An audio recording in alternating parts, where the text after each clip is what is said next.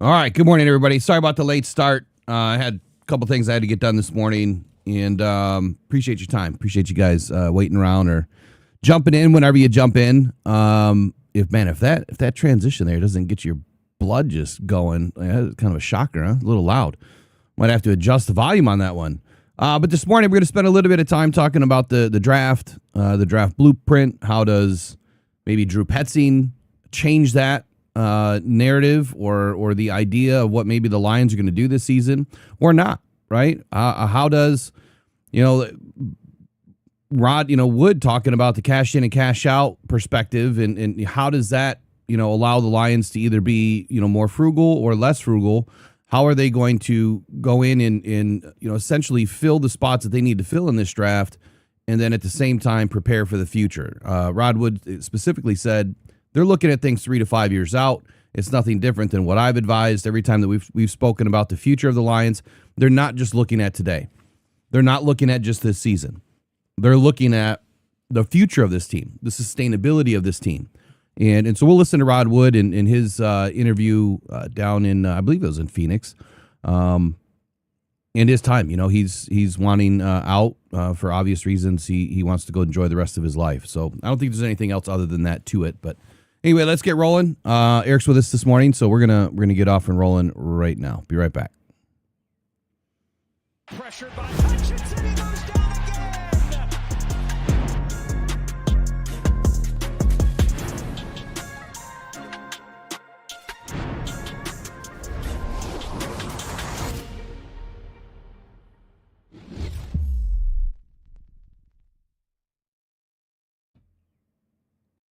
All right. Good morning, Eric. How are you, man?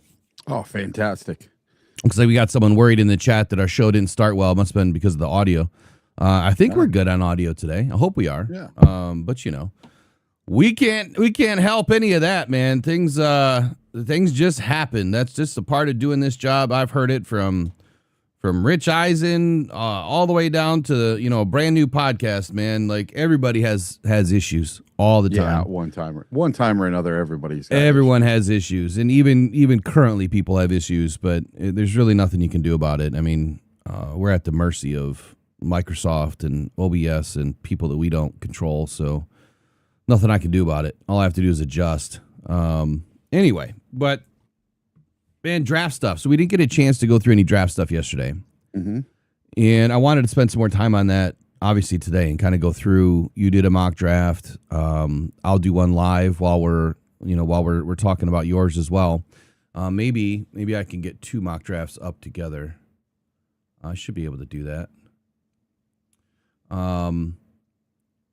So I really haven't looked at your picks. I do that on purpose. Okay. And anyway, we'll talk about it. But first, I want to talk about Drew Petzing. So the Drew Petzing impact and how bringing a new offensive coordinator in, I know I didn't give you this to prepare for, so it is what it is. Got to remember, I'm not sold on him yet. Well, I don't know how you're not, but anyway. We're going to see. I told you, I got to see it on the field. I got to see preseason. Well, I think everybody does from that perspective, but there's way more to I wouldn't say that every team out there or a lot of fan bases are going to say, you know what, we brought this guy in. I don't trust anything that he's ever done. And then, it is what it is. Because everyone was excited about Morton. I think you were excited about Morton, and look how that blew up in your face. Yeah, and I think that's the thing. I'm going to wait till 3-4 games in before I get caught with my pants down again. That's the way. And I don't care who the offensive coordinator is. I don't care if it's the best guy to ever do it. If he comes out in 4 games and is scoring the most points ever scored through 4 games, then great. But we did that with Morton too. Yeah, fantastic. But I don't want to get caught sleeping on an offensive coordinator again. Well, so I'm not going to go full all in until I see what he does on the field. And I think that could take a couple of seasons. I don't think that's 4 games. I don't think it's 6 games. I don't think it's 8 games.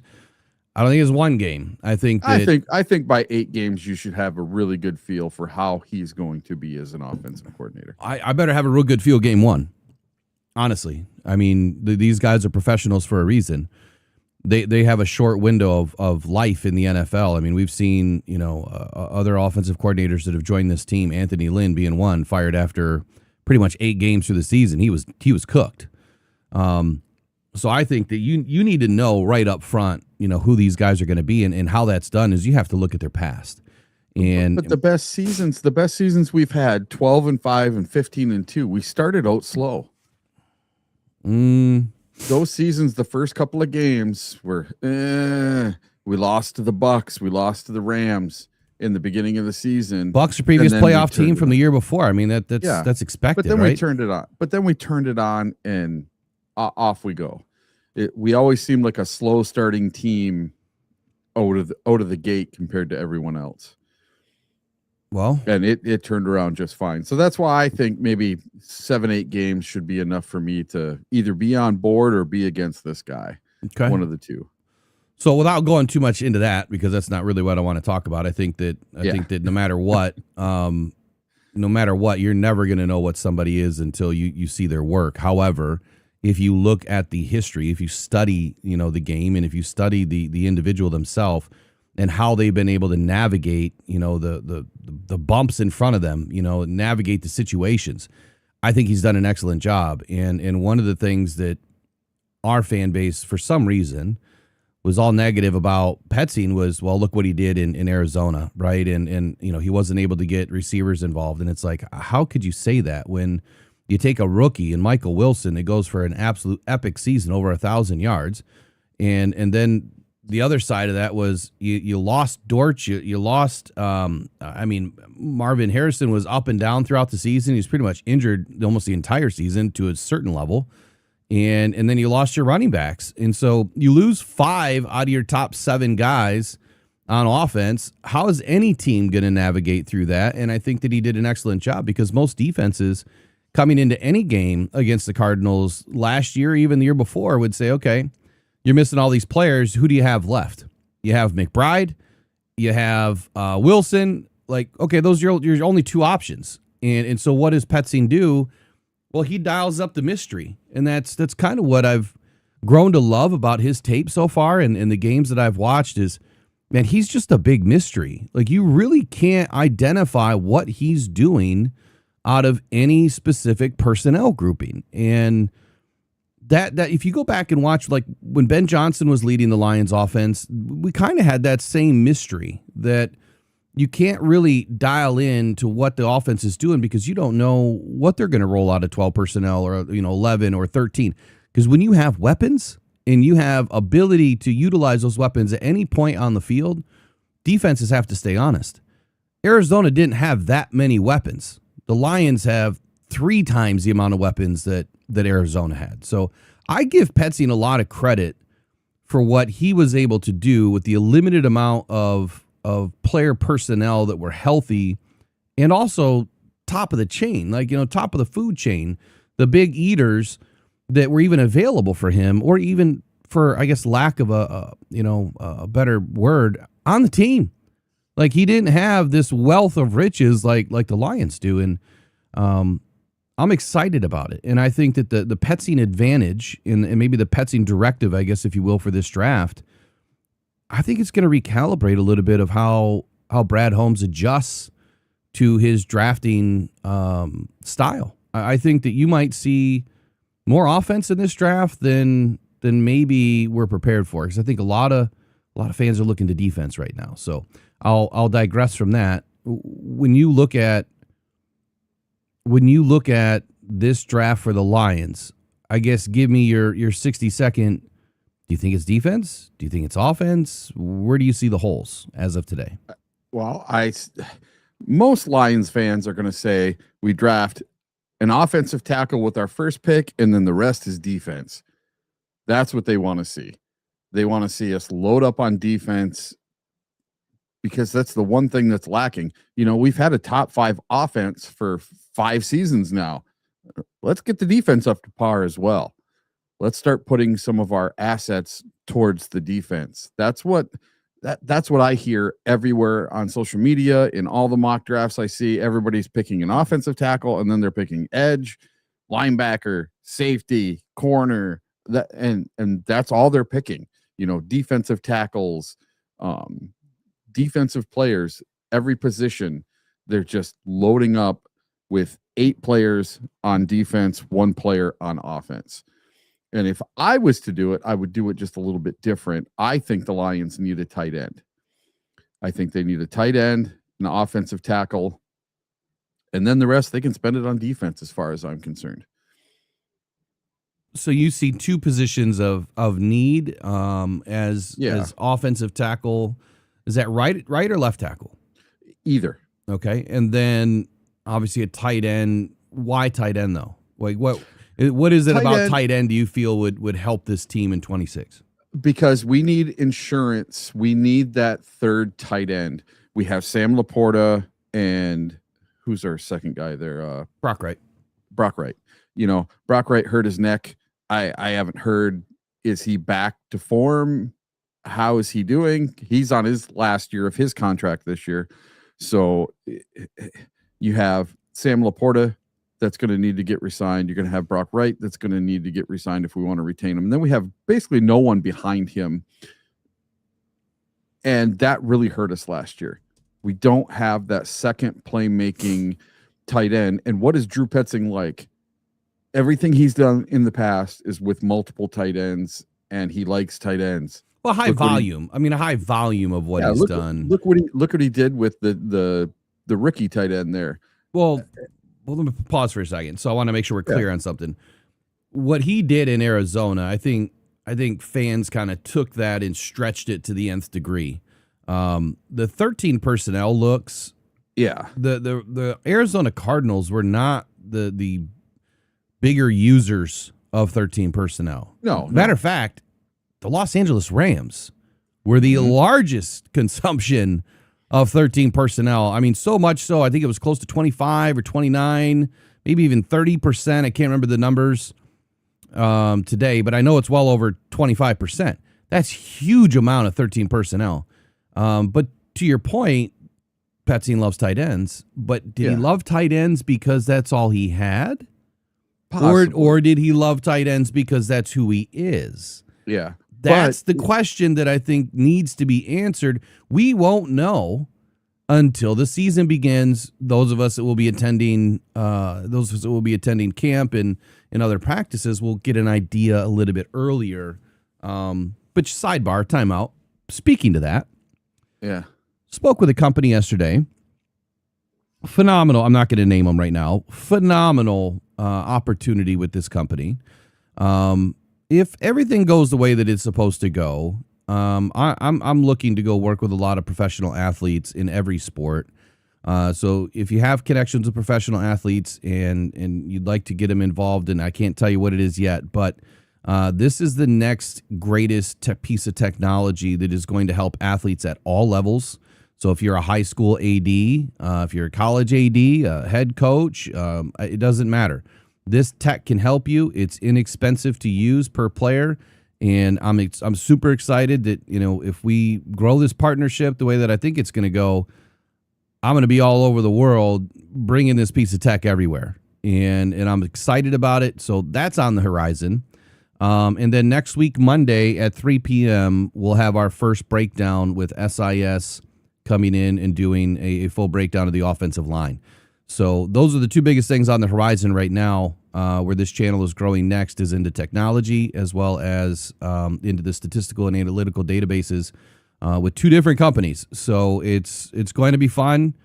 Hold on to your butts because this channel is going to go to the moon with all this technology and all of this information and surrounding ourselves with some of the best scouts and some of the best evaluators that the game has today. So back to Petzing.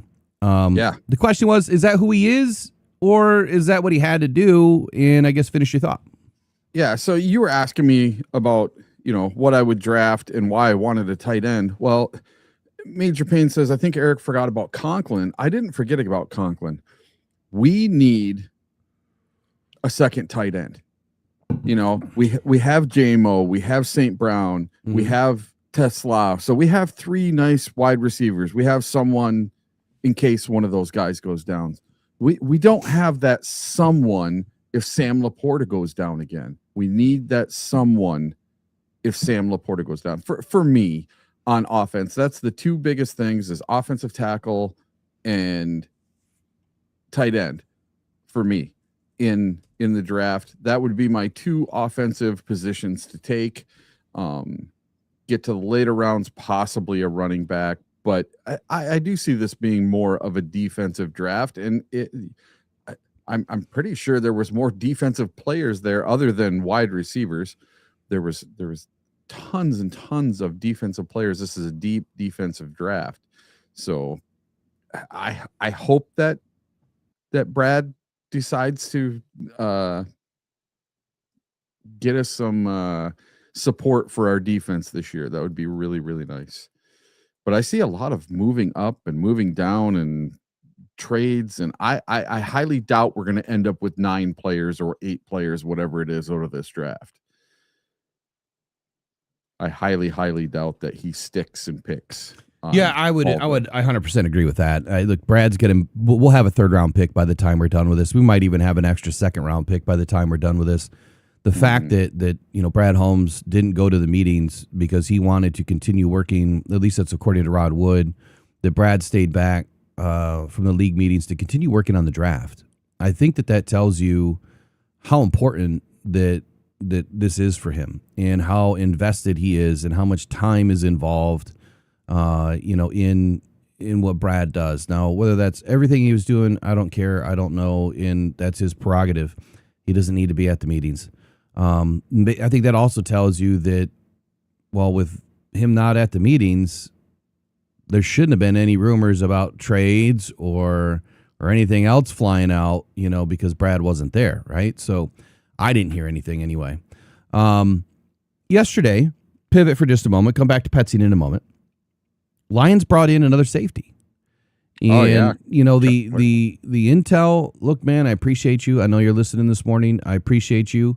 But very early on in free agency, I was told it was linebackers and DBs. And that's, I think I put cornerbacks on Twitter, but linebackers and DBs. And that's what Brad's focused on. He's brought in plenty of options for us to have depth on this team. Chuck Clark's been around since, was his 8th, 9th season? Former 6th round draft pick. And he's played pretty solid, has had a pretty solid career, but I think it also adds more to the volume of insurance, right? We use the word insurance quite a bit. I think that, you need that knee insurance right now for Kirby Joseph. You need that insurance for Brian Branch, and how, both of those players are going to be coming back. To what extent where they're going to be on the field early, we don't know. Either Kirby's out there week 1 or he's not. If he's not out there week 1, if he's not in training camp, hell, if he's not even in OTAs, which I would expect for him to be in OTAs, if he's not in OTAs, we have a problem. And I would say that you've been out since week 6. OTAs begins in May, I believe. It's like the first week after the draft. So if you're not involved since October, November, December, January, February, March, April, May, 7 months, and you haven't had a surgery, then I think that pretty much tells you what's going on here. He needs to be in OTAs. They need to see him out there working and running and, doing everything. He doesn't need to hit, doesn't need to tackle, but he needs to be out there doing everything. I'm not concerned about a re-injury. If he's going to get injured, he's going to get injured. It doesn't matter if it's May, June, July, or August, or September. If he's going to get injured, it doesn't matter which month it comes in. I would rather know now than the first 3 weeks of the season, Kirby goes down, and you're like, oh, shucks, we didn't take anybody in the draft. I don't want to see that happen. I really don't. And I'm hoping that Brad doesn't allow that to happen and does something to secure this football team for the future. And I think he just tried to do that with Chuck Clark. Chuck Clark's a safety. Grades are pretty solid on PFF. If you love PFF, his grades are stellar. For a former 6th round pick last year at Pittsburgh, he only played in about half the season. I'm not sure if he missed special teams. Yeah, I'm not sure if he missed games for injury. I didn't do a big deep dive into him at all. I had my own. It my own didn't stuff say going on anything last about night. injury last year. It just said he had a reduced role in the defense and he played a lot more special teams. I don't even remember who Pittsburgh safeties were last year. Yeah. And that would probably be a big reason as to why, depending on who's in front of them. But the Lions lost Daniel Thomas in free agency, so we bring in Christian Izzian. The Lions also brought in Roger McCreary, which helps ease the pain of losing Amik Robertson. And now you bring in Chuck Clark, which, look, a lot of time in the league. He's definitely going to be a leader. He's someone that, as a veteran, has the experience. Been around the league a little bit, he started his career in Baltimore. I think he put 6 seasons in there. He went to the New York Jets, and then his first season kind of got sidelined a little bit. I think he had an ACL or an Achilles injury, like right off the get. And so then now he ends up in Pittsburgh last season. He should be totally healed, right? Has put some time in, looks good. Mm-hmm. And I think that if he can go out and be the player that he was, the tail end of last year, he was playing at an elite level. At Cleveland, 30 snaps on the field, 82.4 overall grade, 80.9 against the run, 85.2 tackle grade, 71.2 in coverage. The next week in Baltimore, 73.1. I know Baltimore fell off a little bit, but 73.1 defense, 73.2 against the run, 77.2 tackle, 63.7 in coverage. And then in the wild card, 89.1, 33 snaps, 89.1 overall defensive grade, 80.1 in coverage, 84.2 tackle grade. He got better as the playoffs, started to creep in. Obviously, the Pittsburgh Steelers didn't go far, but he played well. He played well.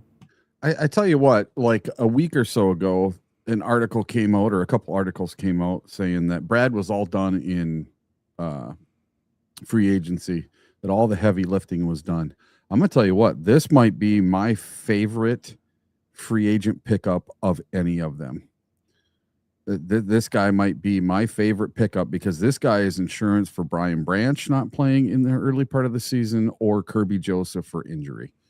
So there's something that I've always said from the start of the season, and it's a word that maybe it resonated, with a few people, but I kept saying irresponsible, that if, Brad Holmes didn't do X, Y, and Z, that he would be irresponsible to not protect the bag, right? Like what's his name said the other day, but protect the team. You have to be responsible in making sure that all bases are covered.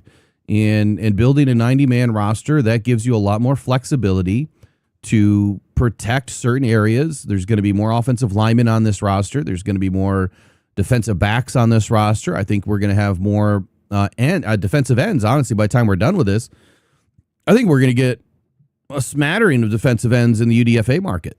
And we're going to see who these guys are, come training camp. I think that Brad's going to invest heavily in those 3 positions, and quite honestly, might even have a couple extra linebackers and maybe a couple more, through the UDFA process. It just depends how many are left. Linebackers kind of fall off quick, but this is a great pickup. I don't know if it's my favorite just yet.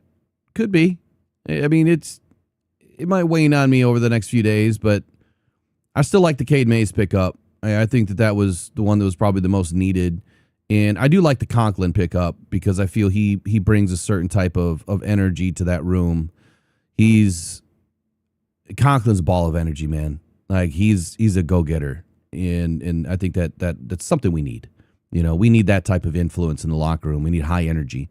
Pacheco, another high energy guy. That dude's bouncing off the walls. He's like the kid that you give candy, in 5th grade, and he just can't sit down and he's just all over the place. That's what I see Pacheco in a good way. You know what I'm saying? In a good way. Like that energy is so infectious. Won't be a distraction, but he's going to keep you amped up. And I think all great picks, man. Did you see the workout video of Pacheco? No, I have not. No.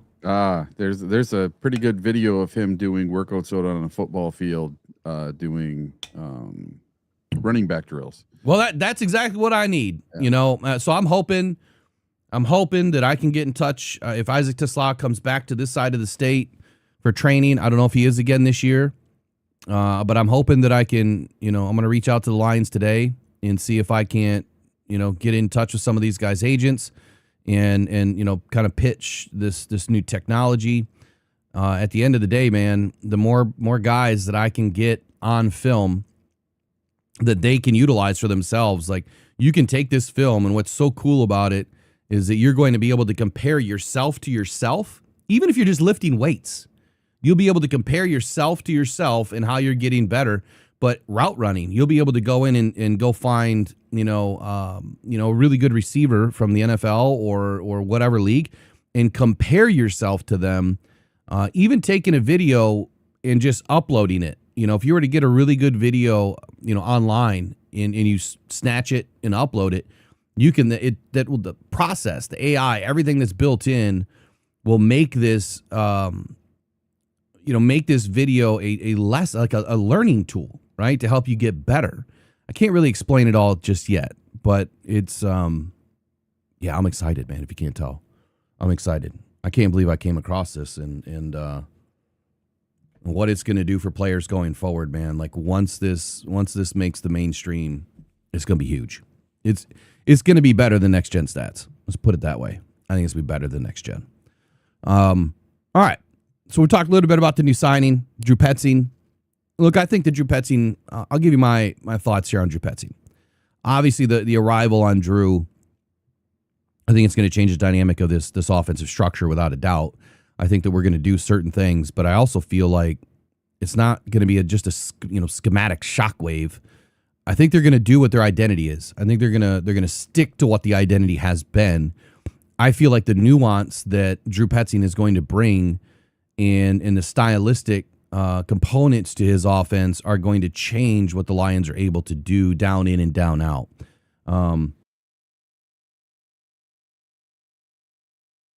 Anyway, I think he brings that heavy hand to this offense. It's going to be, I think there's going to be a big change, a new recalibration, if you will, of how dominant we're going to be once again. Not that we weren't dominant in spurts last season, but I believe that the war room strategy is now going to look towards Drew Petzing to just put teams out. And it's not that we need to score 100 points a game or 40 points a game. I don't think that's the emphasis. I think that Drew Petzing is going to design an offense that when we have a lead, we don't want to lose the lead, but we also don't want to just give the ball back to the offense on the other side to say, go try and beat us. No, we want to keep the ball away. We want to keep their offense off the field. You do that two ways. Your defense is actually really good at getting them off the field, or your offense is really good at just playing smash mouth football. And I think that's what Drew Petzing is probably going to be most known for in this offense. Not just the air raid stuff, not the big explosive passes. He's going to be able to just kind of leak, the offense down the field. It's just like a slow drip, and just kind of painfully punish these guys 3 to 6 yards at a time. It is the most unsexy football to watch for a lot of people. For me, I love it. I love just being able to dictate terms at the line of scrimmage. I'm going to tell you where I'm going. You go stop me. That begins in the draft. That begins in, the guys that you bring in the offseason. It begins in the guys that you've built this culture and identity around. We have at least 12, if not 13 guys, not counting any of the new guys that we brought in, Pro Bowl All-Pro players. You can't tell me that there's another defense out there that has that kind of mojo working for him. We have a lot of really good players. So I think when you evaluate the tape on Petzing, which I've done plenty now, the data kind of tells me that it's brutal. It's a physical offense. During his time with the Cardinals, he deployed 12 personnel, one running back, 2 tight ends, nearly 29% of the time, a lot more than 13, well above the average of the league, which is 21.8%. And then he also, led the NFL in 13 personnel efficiency, not 13 personnel, plays, if you will. Heavily favors keeping his quarterback under center, which that to do that, you need a really good offensive line. In last season, I don't think that you could have kept Jared Goff under center as often as they're going to probably try to do it this year. So the offensive line is key.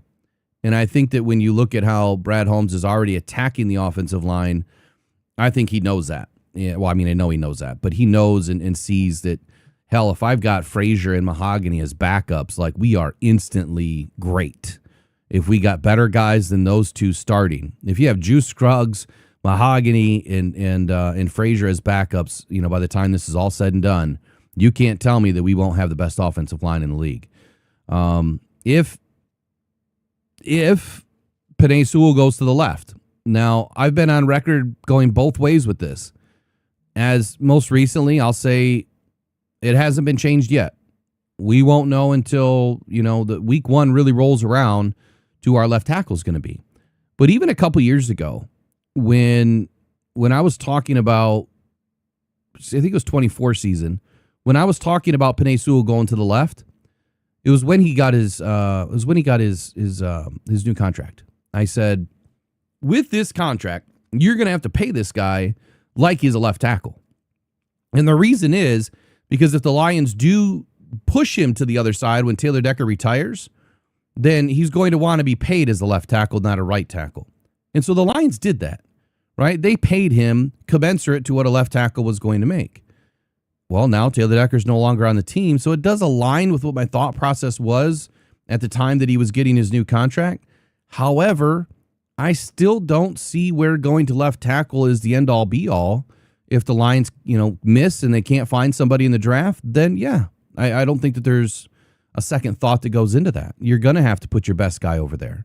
But if they do land an extremely good, talented rookie that can play and keep Aiden out of the backfield during practice, then I think that we'll be all right. But even then, Eric, I don't know about you, I still feel that even if you bring in a rookie, the way that this class is, maybe you start them at right anyway.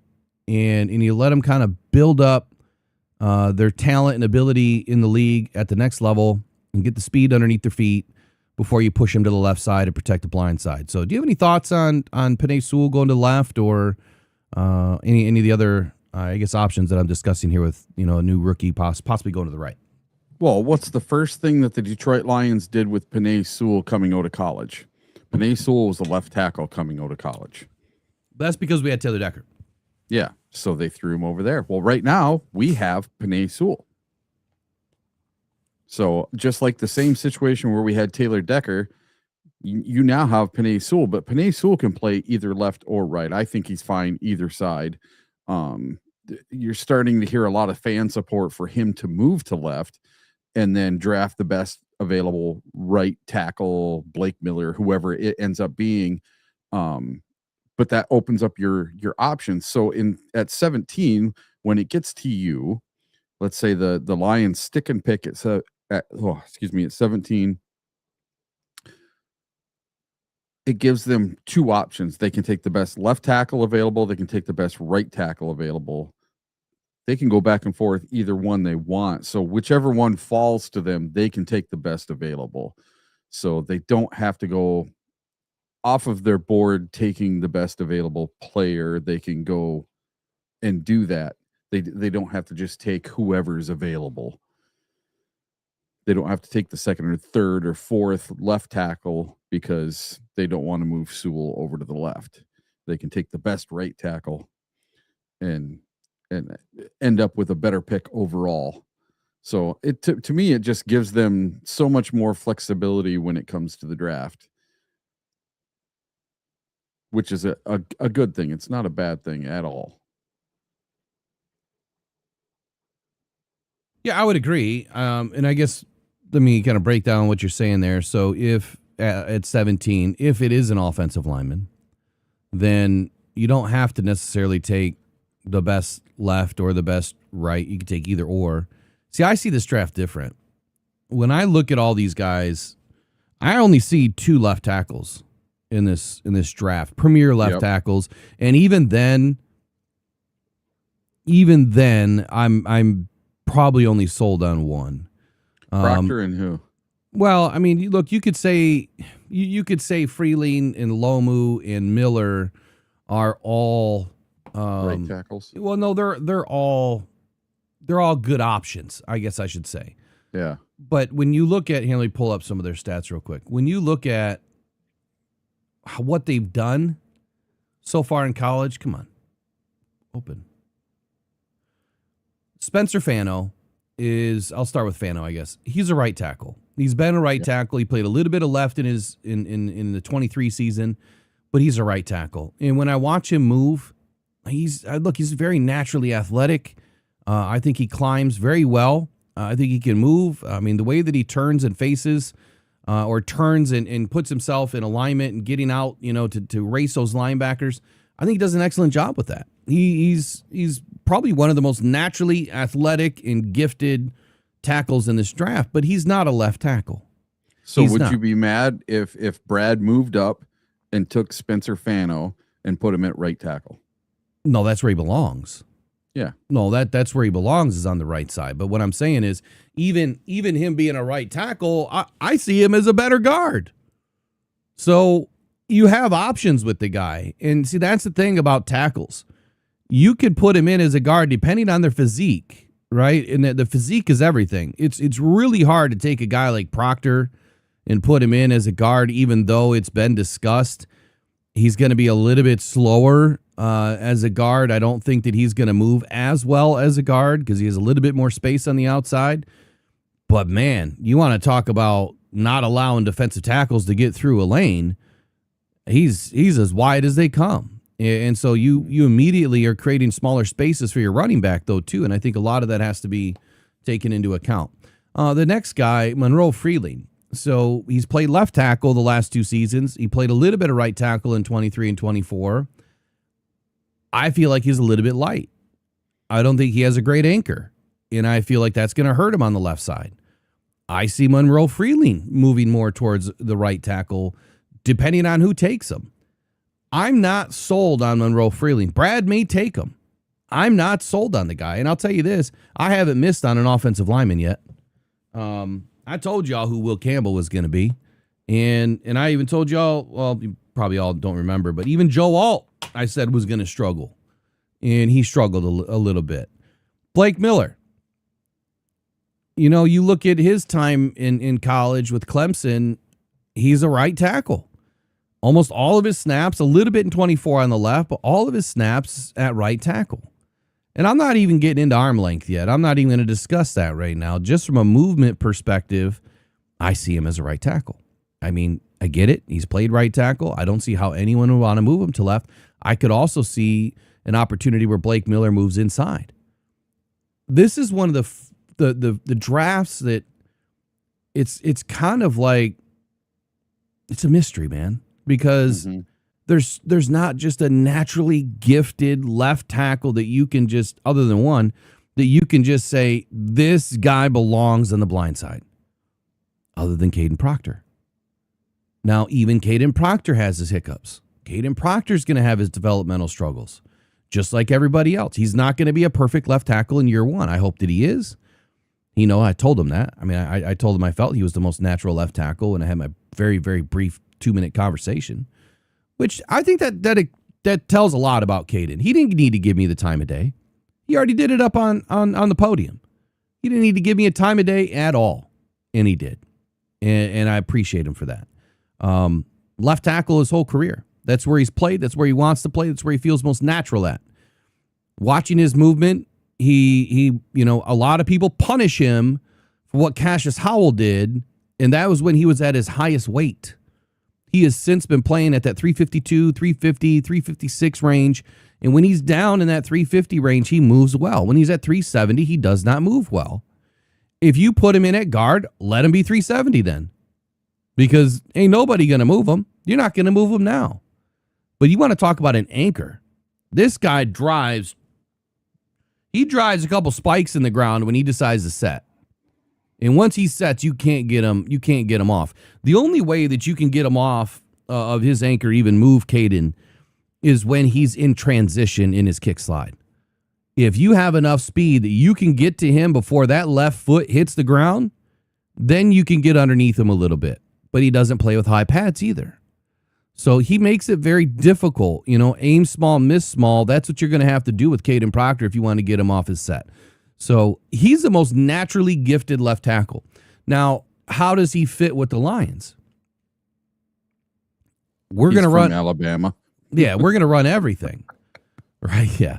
We're going to run everything. Whether it's gap, wide zone, outside, inside, it doesn't matter. Duo, power, pin and pull. We're doing it all. Like, that's just what this offense does, especially being under center. I think that opens up a lot more opportunity, with your run game. I feel like Caden's going to take his time just like everybody else. I don't think it's going to be any different. He's probably going to get welcomed to the NFL pretty quickly. And then after that, he'll settle in. I think that, honestly, I feel like Caden's going to be the best left tackle that comes out of this draft. You got to give it 3 years, 3 seasons. But I bet you by year 2, he's flying. He has to stay healthy, mind you, like everybody else.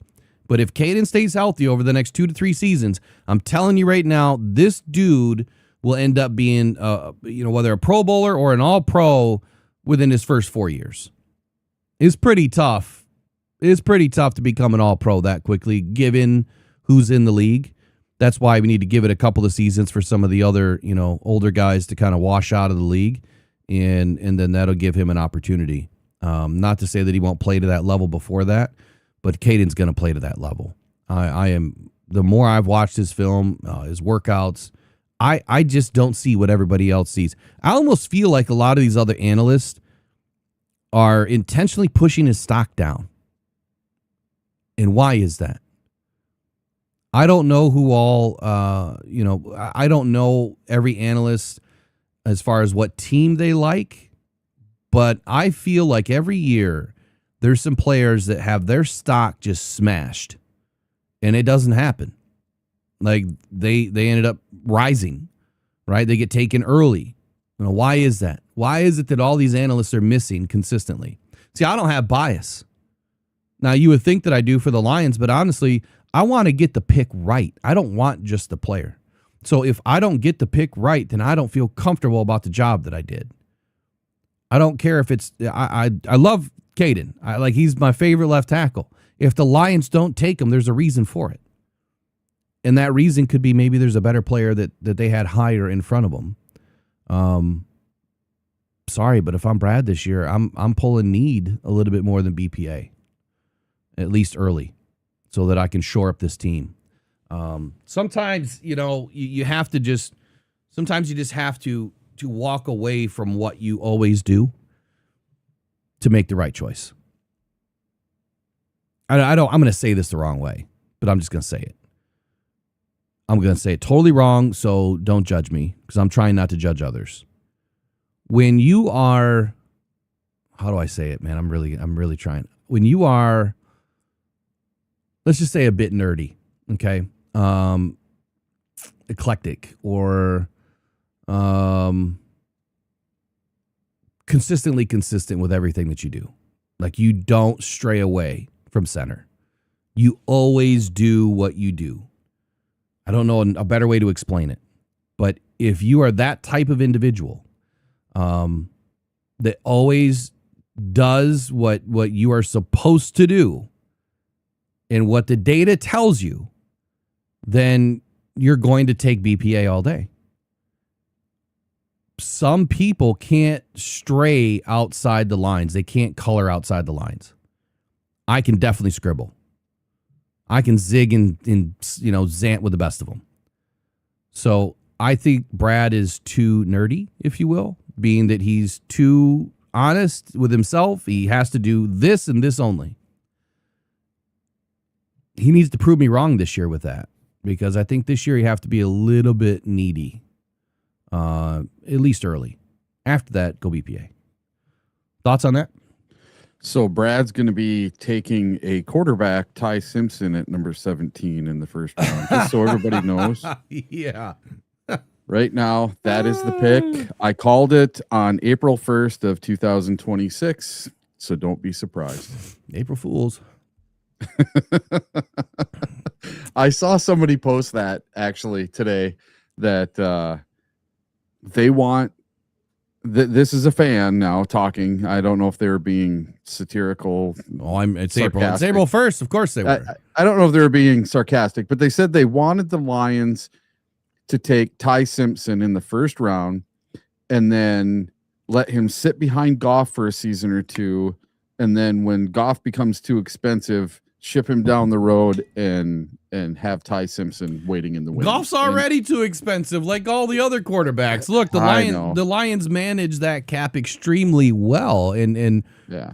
Look, Ty Simpson's not the answer. I think he's not prototypical size. I think he's only 6'3", so he barely gets there. I think he's like 203. When I stood next to Fernando Mendoza, remember we ran into him at the he's 6'5", 6'6". But he looks skinny. Yeah. He doesn't look like he's 230. There's no way he's 230. No. I mean, I'm a heavier 250 than I've ever been, but yeah, I dwarfed him in size, but not height. He does not look 230. Anyway, the next natural left tackle in this draft is Caleb Lomu.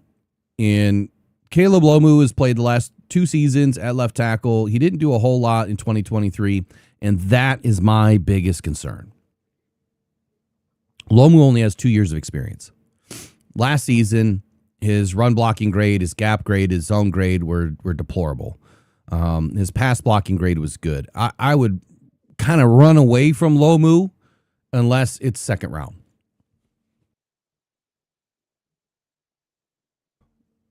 Spring just had to come early, didn't it? I didn't take any allergy meds today. So the thing about Lomu that I worry about is lack of time.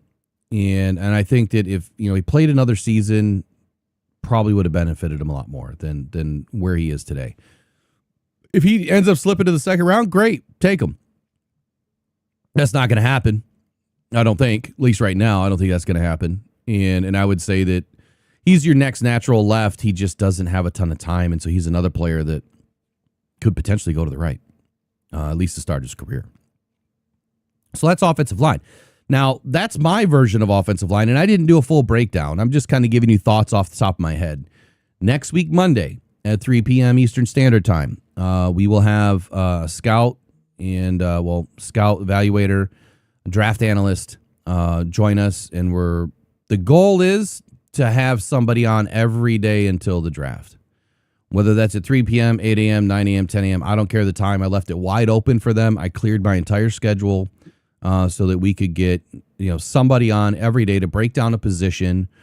Most of them will be done live. I feel some of them might be done recorded just because of the time. May not line up with doing a live. But that's the plan. Is to bring somebody in that's a lot smarter than me, that's been doing this for a long time. We're going to highlight their website. This website is incredible. I'm glad to kind of partner up with these guys, and hopefully sky's the limit for us too together. But SIS, man, Sports Info Solutions, they do an excellent job. I really love their site. Eric, I'll send you the info today. I'm going to look at it right now. That's a site that, I got to send you some info, but that's a site that you're going to want to dig into. I know you don't do a ton with draft stuff and free agent, or I gotta sneeze, man. I know you don't do a ton with draft stuff, and you're kind of getting more into it every year. Mm-hmm. But that is a site that you're going to be able to utilize to make yourself instantly intelligent. And if you want to utilize those takes, and kind of give us an idea of what those guys are saying, about those players, more power to you. I'll use my own, but you use whatever you want to use. That site is beautiful. It's a beautiful site. So much information, it'll make your head spin. Now, the other side to their site that I have access to behind the scenes with all of the statistical analysis and all of the other data that they've been doing for 10 years that they haven't released to the public, like from a paid perspective. I said, man, you guys should have been charging already. I don't know what you're doing here. Like, you should be charging for this stuff. I know I would be. It's great stuff, man. Great stuff. All right, let's get into this mock drafts. Before we do that, I want to shout out chat this morning. Good morning to everybody. Brett Lighton's in the house. Trace, K-Biz, Jen.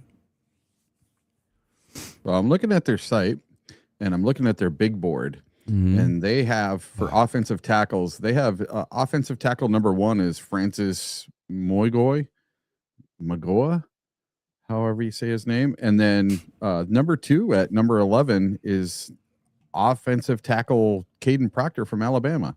So, I mean, even they think Caden Proctor is the number 2 offensive tackle on the board. So it's Maui Noah. Maui Noah? Maui Is that how Noah. you say it? Yeah, Okay. and just like Ihanachor for Max Ihanachor, and then there's Maui Noah, and then dude. you've got Olivai Vega Neone. The L is not, the L is an N. Love those names, man. Such cool names. But Need yeah, the so sheet so with the so Maui pronunciation. Noah, you know, I specifically didn't even mention him because he's not in the range of the Lions, at least unless they move Yeah. up. And as far as Maui Noah goes, Is he a left or a right? well, he's played all of his career at right. Okay. So I don't understand why are they saying left tackle or are they saying just tackles in general? It just says offensive tackle number 1. Yeah, Maui Noah is the number 1 right tackle. He's not the number 1 left tackle. Okay. So when I do my board, so then that would mean Caden Proctor is the the number number one one left tackle. correct. Yeah. So when and I told you all that back in December when I wrote my first article about this year's draft, it was on Caden Proctor. Like that was the guy that I identified way back when that was going to be a Detroit Lion, hopefully. And then his testing matched up to what I watched on film. And his personality matched up to what I talked to in person. So the work that I did back in December, and I mean, I went deep into Caden for a hot second there, a couple of days worth, just because it was the first one and I didn't have to speed myself up. Now I'm under the gun. I only got 3 weeks here to be ready. I got a lot to do. But anyway, so Maui Noah. So let me finish my thought on Maui Noah. Yeah. The fact that he's played right tackle, you might have some teams that want to move him to left. I think he could be a guard. Honestly, I think that he could be an all-pro guard instantly. But you could also put him as a right tackle instantly as well. And I think he would be just fine. That dude is impressive. I mean, just impressive the way that he works. I don't have my spreadsheet open today, so I don't have all my sizes. I can't remember Maui Noah's arm length. Does it have it on that sheet? Let me see if I click on him. Let's see what happens. I'm going to click on him. Yeah, there's so much to learn on that site. You're gonna get lost into it. I think he's 33 and a quarter. So he's 6'5.5", 329 pounds. Big hands. Big let's hands. see. Arm length is 33 and a quarter. Okay. His hands are 10 and a half. Yeah, big hands, man. Big wingspan too. So Maui Noah, my thing, and so this is like where my nerd comes in. 33 and a half is my benchmark. Like I have to stick to that. But there's factors involved. So if you have 33 and a quarter inch arms, but then your wingspan is, 5 inches above height, something crazy, a 107, a 106, well, then that means you can get longer, right? But if your arms are short and you have a short ape index, then your arms are what they are. Like that's your extension. And so if you don't have long extension on the left side of the line, I don't want you. And you know what? A lot of teams would tell me I'm crazy and they're going to take the athlete over the over the physical profile. And they're right. They're 100% right. I'm not going to say that they're wrong because they've been doing it way more than me. However, for me personally, when I'm building a team, I'm building the team that has the best physical traits, the best football knowledge. I mean, the profile has to line up to be a first round pick for me perfectly. And if it doesn't, well, that's where BPA comes in. And that's where you're taking the best football player available. But that best football player available has to meet X, Y, Z, and ABC all the way up, right? You have to meet all of these different thresholds for me. So I'm probably a very intense evaluator from that perspective. I don't sway on the things that I feel are important, and arm length will always be important. And I'll throw it back to Aiden Hutchinson for a moment. Just watch his film. When he gets involved with a long tackle, Jordan Mailata, for instance, he can't disengage. Who are the two long ones that he went up against last year? I think it was in the same game. Was it Orlando Brown? I'm not going to remember. But there was a game that we had last year where we had two very long tackles, right and left. And Aiden had a difficult game. Very, very difficult game. He could not disengage. And so that's where you see a lot more spin moves happening when Aiden's going up against longer guys. And I'm not throwing Aiden under the bus. I'm using him as an example because Lions fans can resonate with who Aiden is. And I think that a lot of us that are not, you can cast the U of M stuff aside, we see the player for the player, right? I see who he is as a Detroit Lion. I see who he is when he's going up against, professional athletes day in and day out. And I look at the physical attributes and the physical profile and what he's able to do and what he's not able to do. And I'll tell you what he's not able to do is disengage from long tackles. So that's why when I say I want a longer tackle, because I want to be able to beat the guys like Aiden Hutchinson. That's why. So I use him as my test protocol, if you will, because my constant, because I want to beat those guys. Right? Myles Garrett's. You're not going to beat a Myles Garrett with 32-inch arms or 33 because he has 34 and a half. He's longer than you. And his ape index is it's out of control. So he can get longer than you, which means he's going to get into that chest plate, probably the opposite, the inside shoulder. He's going to get you off on your heels, and then he's just going to rip right underneath you, and you're done. So if you can get longer than the next guy, you're going to win more reps. It's that simple. That's football 101. You want to be longer, stronger, meaner. Proctor, I think, is 33 and a half, like right there, or 33 and 3/8, depending on who's measuring him. He's right there at the threshold. But where he makes up for some of that stuff, he's got a little bit smaller hands than Maui Goa.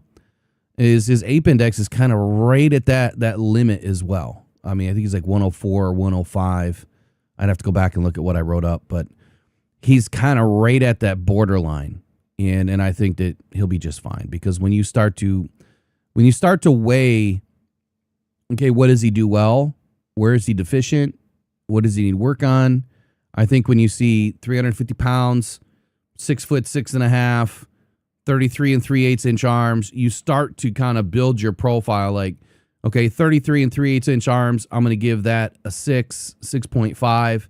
350 pounds, I'm going to give that an 8. 6.5, I'm going to give that a 7, because it's about borderline to everybody else. It's a big tackle.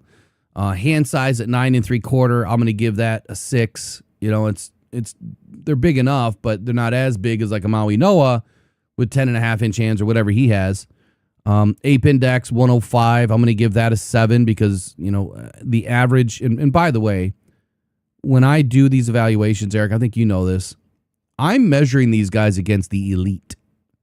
I'm not measuring these guys against guys with 33-inch arms. I'm looking at the top 20 best tackles ever to play the game. And they all have to have a certain threshold. So when I built my system, I have the top 20, and they filter in every year. I have to replace a couple of names. And when I get that average arm length, and that average arm length is 33 and 7/8 or 33 and 5/8, well, why would I want a tackle that has less arm length than that? I don't. But then I also go to the right and I get into the agility, and I start to measure the agility scores for all these guys. Well, if you're running a 40 in sub 5 or 4.95, and that's what the elite guys are doing, then why would I want a guy that runs 5.2? Caden Proctor ran a 5.2. So how is he going to get better? How is Caden Proctor going to beat out some of his deficiencies in other areas? And that's how you come to a cumulative score or grade. And then you start to compile everything together about that player where, do they make sense at 17? Do they make sense at 37? And that's where I do all my work on every player that I talk about. So, which is 50 players this year. I did 50 players. Next year I'll do more. Anyway, we say we want to do some mock draft now? Sure, we'll do whatever you want. Okay. Well, and I wouldn't say that. You don't want to do everything I want. I sent you a little something on X. and it had a little to do with what Rod Wood was talking about today. The whole kicking the can down the road thing. Brent Lighton, you would be the only person out there. Hold on. Brent Lighton says that Proctor has 3 years of terrible tape. You would be the only person out there that says that. The only person. The only person. You got to ignore the chat. Yeah, like that's just crazy. Dunker, yeah. That's what I think about Dunker. Hey, now I took Dunker in the second round in one of my drafts because I took As what? took Falk as my first one. He's got great hair. He looks like the dude on oh my god. Eastbound and Down? No. Some football show. He looks just like him. Yeah, I mean he's gonna have a nasty mean streak to him. He's gonna be a tough ass player, but he's deficient as all get out in a lot of areas. In this top 50 list here for SIS, he is number 50. Yeah, that's kind of it's kind of where he is for me too. Actually, he's probably closer to 55, I think, on mine. But that doesn't mean 55, that's where you're being drafted. That doesn't mean top 50, that's where you're being drafted. Those are the top 50 best football players from a physique, agility standpoint. It's not these players are going to get drafted in the top 50. I think that's a big misconception out there. A lot of people look at a top 100 or a top 50 and they say, well, all these players are going to get drafted in the top 50. When they look at a big board and they just follow right along, okay, he's great. He's graded at 16. I'm picking at 17, so I got to take 16. No, that's just saying that this was the 16th best overall player profile from physical, agility, physique, testing, intelligence, football IQ. Like, you got to go down the line, right? And it doesn't mean that player is the best fit at 16 or 17 to your team, right? That's not what it means. Brent put Dunker isn't in my top 100. Yeah, he's like 55 for me, I want to say. So when you did your top 50, who was your number one? Number one player it depends on which one. Oh, okay, because they have Jeremiah Love as number one overall. Jeremiah Love has been my number one on top 50 1.0, and he'll always be number one. Yeah. I think I put Fernando Mendoza. They have him at 26. Okay, so here's the funny story. I just came across this site the other day when I had this conversation with them, right? And I kind of said the same thing. Like, I said, you put Mendoza where? And I said, that's hilarious. I said, because I'm like the only other one that I know that did that. That didn't put Fernando Mendoza up at number one. And it's because I could care less where people think that he's going to get drafted. I put Fernando Mendoza. Oh, wait, is this this is the one that I released the first time, right? Hold on. This has got to be a really weak quarterback class. It is the weakest I've ever seen. If your best quarterback ranks 26. So take all the quarterbacks that were taken in the last 5 years and throw him in with all of those. And where would he be drafted compared to those guys? Last year, he would have been second or third round. No, maybe he would have been before JJ McCarthy. Oh, he went number 9 overall. Right, but he was the 5th quarterback or something? Yeah. Yeah, so I think he would have been ahead of JJ McCarthy, and then that's a stretch. I think that JJ McCarthy was taken just because they needed a quarterback. I think the Vikings royally screwed up. I mean, I said that from the very beginning. The Vikings were the only team that valued JJ McCarthy that high. I still don't understand how. His tape never aligned for me. If they would have taken anyone else, I don't see JJ even going in the first round. All right, so my 1.0, I put Mendoza at number 12. And okay. Hold on here. Hold the phone. Where is my 1.0? 1.0. I thought I put him further down the list. But no, I put him at 12. And what I said is after transferring from Cal, Mendoza just didn't just stabilize the Indiana program. He strapped it to a rocket, delivering one of the most efficient seasons in the country, throwing for 3,535 yards, 41 TDs, 6 INTs, while completing 72% of his passes and adding 7 rushing scores. His advanced metrics, 93.4 deep grade, 92.2 intermediate grade, 2.63 time to throw, match a quarterback who processes quickly and plays on schedule. That's the thing. He plays on schedule. He doesn't play off schedule. The film supports it. Mendoza consistently manipulates pocket space, anticipates windows, and maintains poise under pressure, despite a 15.8% pressure to sack rate. He doesn't have elite arm strength, but his timing, accuracy, and command of structure drove Indiana's 16-0 championship run. He projects as a rhythm-based distributor with high mental floor. He's extremely intelligent. Football IQ is off the charts. He does not have a powerful arm. You cannot ask him to throw off his back foot anywhere. It's going to get it picked off. But inside an Indiana program and inside the NCAA, it made him look extremely great, if you will. It made him look a lot better than what he really is. But to your point, if you were to start comparing him to some of the previous draft classes, yeah, he would have been the 6th, 7th quarterback, 2nd round. And that's what I have him as. Top tier mental quarterback, 2nd tier athlete. If teams didn't need quarterbacks in this draft, I don't think he'd be taken in the 1st round. Period. And quite honestly, I don't even want it. It's kind of the same thing I said about the Bears. I wouldn't even want to give Fernando Mendoza to the Raiders. And if I'm the Raiders, I would trade out of number 1. The problem is, who wants number 1 in this draft? Unless you're taking Sonny Styles or Arvell Reese, or you really want Fernando Mendoza, could you trade out of number 1? If I'm the Raiders, I would back way out of 1, and I would take Simpson. If I could drop to the top 10 or top 15 and Simpson's still there, great. I think that the Raiders should have went out and grabbed a proven vet. They probably should have brought in Kyler Murray on a cheap deal and said, you know what, we'll wait till next year because next year's class is loaded. And you know what? It may not work out for this year for Mendoza, and they might do that anyway. So we'll see. I'm not sold on Mendoza going number 1, but at the same time, I think Mendoza's going number 1. I just wouldn't put him there. Jeremiah Love is the most gifted athlete in this draft. Sonny Styles, Arvell Reese right behind him. All right, let's do some mock drafts. All right. So let's do some mock drafts. The PFF mock simulator. Well, you sent yours in, I think, right? Yeah. You're just going to pick what you already gave me. Okay, I got that on my phone here. Yep. I'm just going to pull it up on an actual sheet. And I want to do 2 sheets.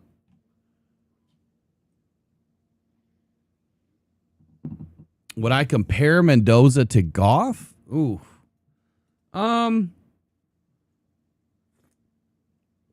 Okay. I see where you're going. Look, I could compare Mendoza to Brady. Honestly. And that's the thing. Like, if you're looking for a rare opportunity, if you're willing to invest time into a quarterback, then Mendoza's the right pick. He has all of the intangibles in the world. He's an extremely smart quarterback. Processing at a high level, I think, will be most physical tools out there. If you catch what I'm saying there, you catch my drift. Goff is not the most physically gifted athlete in the world, is he? But he's a processor, right? He carries the latest and greatest chip in that brain, and that is going to beat defenses. If you keep Goff clean, and you give him a pocket to work in, and you have smart receivers and a running back that can block and a tight end that can get open up the seam and an offensive coordinator that knows what the hell they're doing, Goff is one of the best quarterbacks in this league. Now, coming out of Cal, he kind of the same thing. Goff was at the pinnacle. He's at the top of the league coming out of Cal. Mendoza is too, but if you go back and look at what Mendoza did in his previous 2 seasons, let me pull him up for just a sec. You go back and look what he did in his previous 2 seasons, he was not a good quarterback at all. He has 1 good season. He had played 9 games in 2023. He He had a 63% completion percentage, 1,708 yards, and only 14 TDs to 10 interceptions. That is not a quarterback that I want. Okay, he's young, 2024. His overall grade in 23, by the way, was a 67.5. In 2024, his basis points went up 10, 77.4. Actually, 9.9. Played in 11 games that year. His completion percentage went up to 67.9%. Much better, right? Much, much better. He almost doubled his yardage output to 3,004. But he only had 16 TDs to 6 interceptions. That's not a great average. And then he gets out of there and he goes to Indiana, where he plays 16 games. His score rockets 20 points to a 91.6. His completion percentage went up to 71.5. His yardage 35.36. His YPA went up 2 basis points. And then his TD to interception ratio was insanely good at 41-6. Passer rating 129.4. Phenomenal grades. But why only the one season? That's the biggest question I have. Why only the one season? Why is it that he couldn't do why couldn't he do these things at Cal? You know what I'm saying? Why couldn't he do these things at Cal, but he could at Indiana? It's not like Indiana's some football powerhouse. I think it was the right mixture of players, coaching, and everything that just kind of ended up in his favor. The right mixture of schedule. I mean, well, who was Indiana's schedule last year? They played, I don't even know who ODU is or SKS, but they had Illinois, Iowa, Oregon, Michigan State, UCLA, Maryland, Penn State, Wisconsin, Purdue, Ohio State, Alabama, Oregon again in the playoffs, and then Miami. So if you're going to judge Mendoza, I think that you're going to start with the conference championship. You're going to start with the Ohio State game. And if you look at those 4 games in a vacuum, amazing player. But what about the week before that? Why did he completely shit the bed against Purdue? You know? He struggled against Oregon in the middle of the season. So I would say that when you look at the talent level that he went up against in the last 4 games was immense. He went up against some of the best defensive lines that you're ever going to see. He also had a really good offensive line, right? I mean, I think there's no doubt about that. On schedule, Mendoza's a great quarterback. Off schedule, I know he likes to run around a little bit here and there. And off schedule, I think that he's going to be in trouble at the next level. We'll see where it goes. But I guess to answer your question, Nick, very similar profile to Jared Goff. Very, very similar. So high processor, someone that is going to rely upon a rhythm-based system. So tempo and rhythm are everything, and that's what Jared Goff thrives in. You know, the passes that Jared Goff is completing is not because he's looking a wide receiver open. No, he's expecting a wide receiver to be on a landmark at a certain time. And a lot of people don't understand that. When you're going through progressions and you're on schedule, remember, on schedule, and you're going through your progressions, it's bing, bing, bing, out, right? Or it's bing, out, or it's just out on the first play. You're on the first look. And that takes, microseconds to process. Your receiver has to do everything right. The blocking has to do everything right. And you have to be organized in your thoughts. 2.6 seconds, right? That's not a lot of time. Go jump in your car, right? And by the time you hit the gas and get up to 2.6 seconds, you've probably gone 30 feet. It's not a lot of time. And so I think that when you look at Mendoza, he's a valuable processor from that perspective. He has the arm to be able to deliver on schedule. But if you're asking him to roll out right and get chased and then find somebody downfield, that is where he's going to struggle. If you're asking him to roll out and run the football, I think that's a bad idea. And I'm not saying that the guy, can't or shouldn't. I'm just saying I would not want him to do those things. And my evaluation on quarterbacks has been pretty good. I I hit Caleb Williams spot on his first season, and he still sucks. I don't care about this Iceman crap last year. Like, that's so rare and lucky. I'm not, come on. Patrick Mahomes that does it year in and year out, week in and week out, that's different, right? That's totally different. If anyone has ice in their veins, it's old Patty Mahomes when he's out there rolling around. But then again, if you ask players to sit back in a pocket that aren't normally pocket quarterbacks, they struggle. And I think that Mendoza is a perfect pocket quarterback that is going to thrive in a system of rhythm and tempo. And outside of that, I don't see it. I don't like the physique. But Tom Brady was one of the most ungifted athletes ever to enter the NFL. Have you guys all seen? There was a I don't know if you saw this, Eric, but there was a video that popped up a couple weeks ago, and it was U of M doing their bag work. They were like jumping over the bags, doing quick feet over the bags. Oh my. It was god awful watching how those guys moved. And that tells you how ungifted Tom Brady was. But what he was super smart. What he was a high processor. He didn't have a great arm. He never had a great arm. But he thrived in rhythm and tempo. And as he aged and went through the professional training and was able to, work with some of the most elite brains in the NFL, the system that was devised around Tom Brady worked. You could do the same thing for Fernando Mendoza. I'm not saying it can't be done. I'm not saying that he won't end up being the next Tom Brady. He could. But you're asking for something really rare to happen. I would say what's in his favor is he has Tom Brady to work with.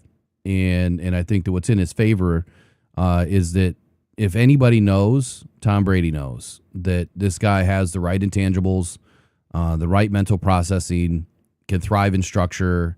We have to design a system around him. And for that, we'll see. We'll see what happens. We'll see what happens.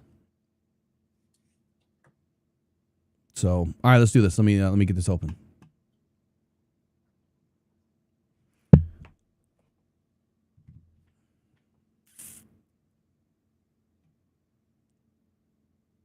See, someone said that Cruz says we should have kept Martinez. You know who we should have kept? Isaiah Williams. Remember Isaiah Williams a couple years ago, wide receiver, Eric? Mm-hmm. Yeah. What happened to him? Did he go to the Steelers? He's with. I thought he went to the Steelers. Is he with the Cardinals?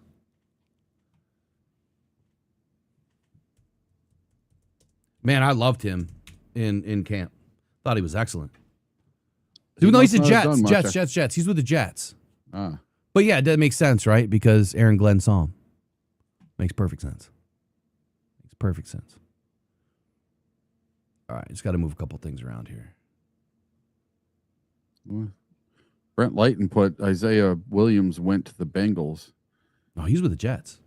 Yeah, but I think he's right. I think he did go to the Bengals first. That's he might have. Him. Yeah, he might have. That's who snagged him from us. Yeah, he might have. He's with the Jets now. Let's see.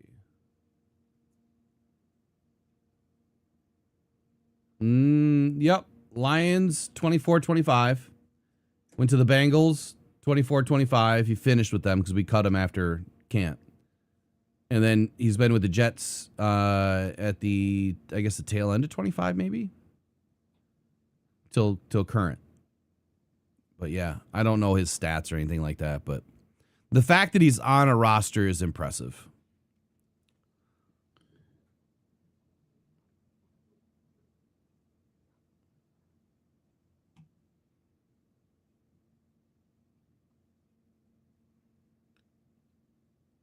Let me just adjust. Oh, you know what? I'm sorry. I think I got a better look than this. I don't want to be the only one up here. When you get all your picks wrong, I don't want it to be me. We won't know for 3 more weeks. All right. Let me see. Which sheet is this?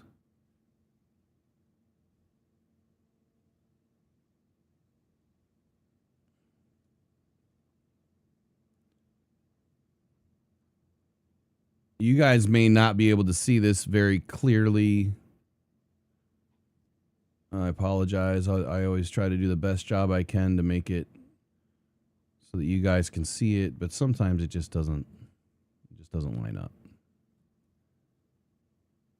Unless I do full screen and we're off screen, which we can do that next time. We'll just be off screen. Let's see. Can I make it bigger? No, that made it worse. All right, so there's one. There's two. There's one. There's two. All right, so I'll just reset this real quick just to make sure we're good. I'm going to select all teams. We're just going to... You're not doing trades, right? No, you wanted me to do trades? Nope. Or, no trades. Just do a first round and pick for the NFC North teams. So NFC North is separate from this. So your first round mock is just your first round mock for every team. The NFC North teams, that mock is just where do you kind of see the NFC North, which we can do that one another day. For this, okay. Let's just go through a mock of what we kind of see happening here, okay. Or what you feel is happening, I guess I should say. And then I'll give a very, very brief statement on each one of my picks. So you want me to just go by one of the ones I did already? So you're on the clock, man. Number one, it's you. It's the Raiders. Who they taking? Okay, Fernando Mendoza. All right, Fernando Mendoza. Yep. Any other reason why? So here's mine. I'll take Fernando Mendoza just because. Any reason why? That's just who I see them taking. They've already given him the playbook. He's learning it already. Yeah, I know. They want to be ahead of things, and they want, they're allowed to talk with him however they want. They could have a contract done almost if they want. So he could show up ready to sign on the dotted line on draft night if he wants. They can basically do everything with him already. All right. So for your second pick, the Jets are on the clock. Arvell Reese, linebacker. Aaron Glenn's a defensive coach, and he's going to start putting that 3-4 defense together. Arvell Reese? Yep. All right. Jets are on the clock.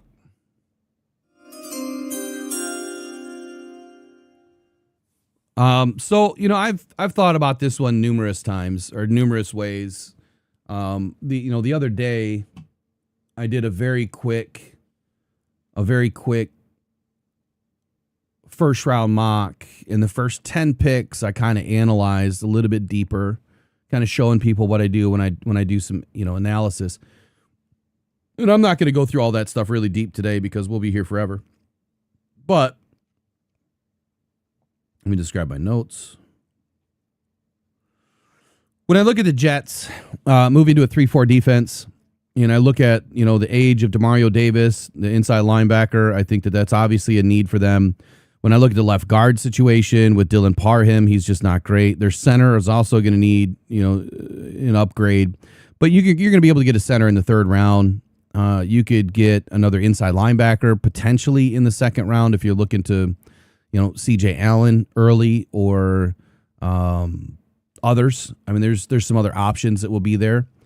I kind of feel like the most important thing for the Jets, though, would be that left guard. I just know that with Aaron Glenn being a defensive guy, is he going to stress the point that I want defense? I want the best linebacker in this draft to help my defense? Because when you look at their defense overall, like they're pretty set, Eric. I mean, their defense is ready to rock and roll from day one. So now the players that you add in this draft are just going to add to it. But can you really walk away from the best guard at number 2? And the answer is yes. And the reason why is because they pick again at 16. But I'm not going Arvell Reese. I'm going Sonny Styles. Arvell Reese is more of an edge. And based on, the news that I've read and the information that I've consumed, Reese wants to be more off the edge and doesn't necessarily want to be just an off-ball linebacker at the next level. He wants to be a pass rusher. He wants to get after the quarterback. Not saying that an outside linebacker won't do that, but I think he wants to be off ball and on the line, and I think there's better teams maybe more suited for him to do that. I think within the 3-4 scheme that Aaron Glenn is bringing this year, I think Sonny Styles fits that, man. He's going to be a terror as an outside linebacker. All right, you're on the clock with the Cardinals. Something that hasn't happened in a while. Jeremiah Love. Oh, really? Yep. Explain that. Well, not much of a running game there in with the Cardinals. They need a whole bunch of stuff. They got a brand new coach. What is his name? Mike LaFleur.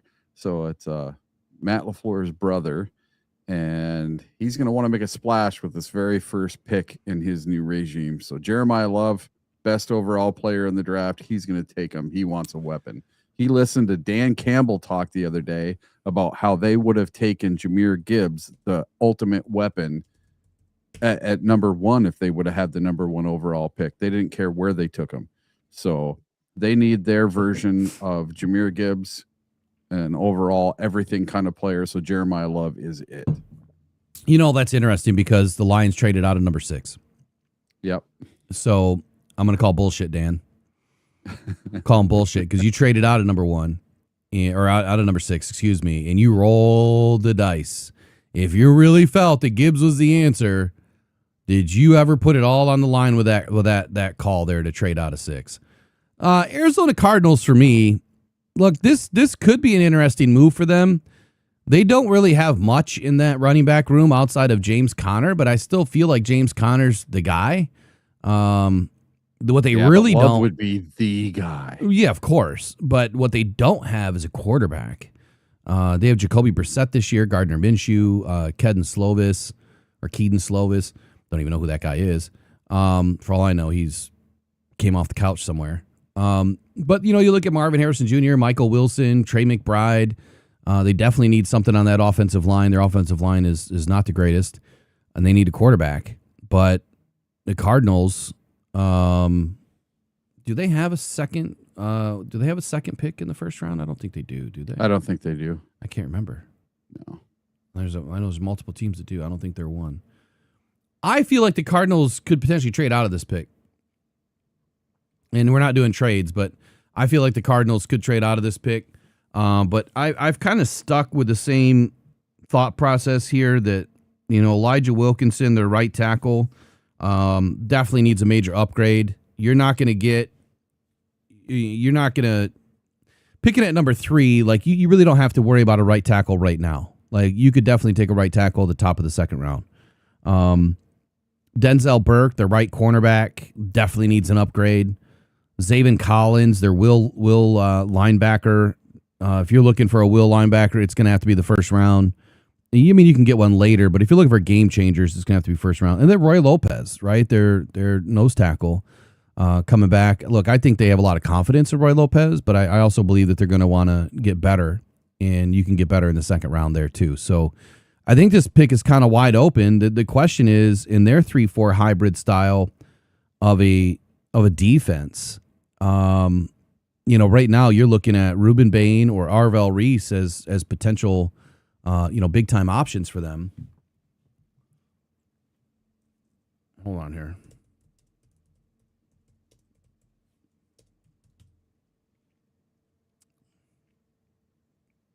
I want to pull something up.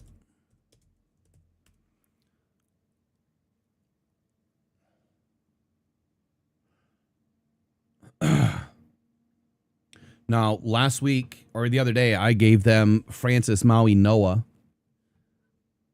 and I'm going to stick with that. I'm going to stick with that pick because even though I feel like you could get a right tackle later, you want a game changer. And if you're going to bring in a quarterback at some point, you want that offensive line to be right. And I think by taking a running back without an offensive line would probably not be the right choice for me. And as much as I want to see them take defense, I'm still sticking with Francis Maui Noah. All right, you're up. Titans, number 4. Number 4, the Titans. Linebacker Sonny Styles. Off he goes.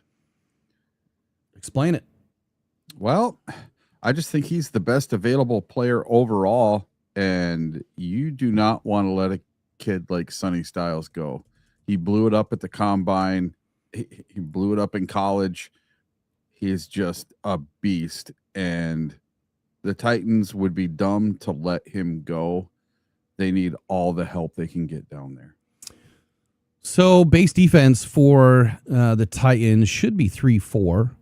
And right now you're looking at your right defensive end. You've got Oladejo Oluwafemi that they brought in the second round of last year. On the other side, their left defensive end is Jermaine Johnson. I believe that's a free agency pickup. They have Jeffrey Simmons on the left defensive tackle, and they have John Franklin Myers that they brought in out of Denver this year for the right defensive tackle position. So I think that the front of their defense is in good shape, but their will linebacker in Cedric Gray, 2024 fourth round pick, middle linebacker Cody Barton, and then their left cornerback in Alante Taylor brought in out of New Orleans this year. So they've kind of addressed a lot of different, avenues on their defense. They run a lot of two linebacker looks. And so my question is, does that make sense? Like, would they want to bring in a Sonny Styles? I'm not so sure that they would. I guess when I look at their biggest needs right now, you brought in Cam Ward last year. How are you going to protect him? Right? How are you going to protect Cam Ward? Let me pull up their depth chart. When I broke down their offense, I saw their right guard, Cordell Volson, being a major problem. Their running back and Tony Pollard definitely need an upgrade there. Their left tackle and Dan Moore, my God, he's just not a great football player. And then their tight end, Gunnar Helm, former third round, I think he was a former third round pick. But anyway, you could get a tight end later. Left tackle, there's very few in this draft, as we've discussed this morning. And running back, I mean, if you want to pair, Cam Ward's ability with some more ability, right, and some terrifying ability, I think that would be Jeremiah Love. The question is the same for the Cardinals. You're going to bring in a running back without an offensive line, but can you balance out the offensive line later in the draft? And I would say that you probably could. So that would make a lot of sense for me to bring in Jeremiah Love here at number 4 for the Tennessee Titans. And that is who I believe I picked the other day. No, I didn't pick him the other day. But you're still looking at doing something on the defense, right? We just talked about where's he at? Cedric Gray and Cody Barton. Now, I don't remember how good or bad Cedric Gray is. Do you remember Cedric Gray at all? No, not at all. I don't remember how good he was last year. Or bad, for that matter. Looks like he had a pretty decent season. Second season in the league. Graded out pretty well. I mean, run defense, he's an absolute animal. So I would say they're probably good there at that outside linebacker position. I have a hard time not going offensive line here either, but I'm going to stick to my guns. I'm not going to give them David Bailey this time. I'm going to go back to where I think it makes the most sense. They're going to fix the offensive line later, and it is going to be, why is he not up at the top of the list? She already picked him. Oh, shit. No, you picked him. Hold on. There we go. I'm on the wrong one. I'm like, where is he? Jeremiah Love. Jeremiah Love to the Tennessee Titans. All right, number 5 would be New York Giants. David Bailey. Hold on a second here. Who did you pick for the Titans? For the Titans? Yeah. I picked Sonny Styles. Yeah. Where is he at? I got to put him in there. I never gave him to you. There we go. All right. Now number 5, New York Giants. You're on the clock. All right. Now I'm going to go David Bailey. Edge from Texas Tech for the New York Giants. Let's make his strength even stronger. Because Kayvon Thibodeau just ain't cutting it. Ha! Kayvon Thibodeau. All right. Well, you explained it. New York Giants for me. Last time I did this, I gave them Arvell Reese. Arvell Reese is still on the board. According to PFF, they need a wide receiver, a guard, a linebacker, and a safety. I think it's way too early to take a safety at number 5. I think that Caleb Downs is gonna fall down the list. I think that either Dylan Thieneman or Emmanuel McNeil-Warren are going to be first off the board in the safety room. It's just too early for me to take a safety. Could you do it later? Absolutely, you could. I think that there's plenty of safeties, even into the 3rd, 4th round, that would be an upgrade here over what they have now. But the Giants, their offensive line, their left guard, Runyon, definitely needs an upgrade. Their right guard, Aaron Stinney, also needs an upgrade. And then I would say their slot wide receiver, Slayton, is probably someone that I would look to upgrade as well. Now, you can get a slot wide receiver in the 2nd or the 3rd round, but the guards, I mean, they're going to disappear kind of fast. Now, the other night, I gave them Arvell Reese. Quite simply, I think, thinking the same thing as you here, they might want some more help up front. And passing on an Arvell Reese at number 5, that could be a nightmare. It comes back to bite him in the ass later. When I look at their offense, Jackson Dart, starting quarterback right now. Cam Scatterbo, outside of being in the news for all the wrong things, is he even going to be healthy this year? I think CTE doesn't exist. Yeah. And what was the other one? Asthma. Asthma. Yeah, it's all in your Asthma's head. not real. Yeah. Like you said, you just need to breathe air. Like what? Like that's the whole thing about it. You can't breathe. You can't. That's the problem. Anyway, Malik Neighbors should be back this year, healthy, ready to rock and roll. But Cam Scatterbo, I think that you can add another running back in the 2nd round just fine. Darius Slayton, again, you can add a wide receiver a little bit later. I'm not convinced, outside of Malik Neighbors that, Darnell Mooney is going to be, a great 3rd option, but they could address that stuff later. They brought in Isaiah Likely, so they upgraded their tight end room, so probably don't need anything there. They brought in Theo Johnson 2 drafts ago, I believe. Offensive line, to me, is their problem. They have Andrew Thomas out on the left side. He's fine. But Runyon and God, maybe it's not Steiny anymore. Do they have Jake Kubas now? No, Steiny's backup left guard. So they got Jake Kubas now in as their right guard. I don't know anything about Kubas. And this may not be 100% accurate either because none of these seem to be very accurate.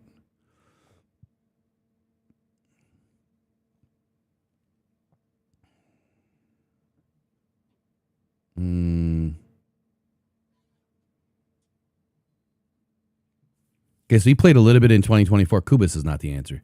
They need a guard, man. They need a guard in a bad way.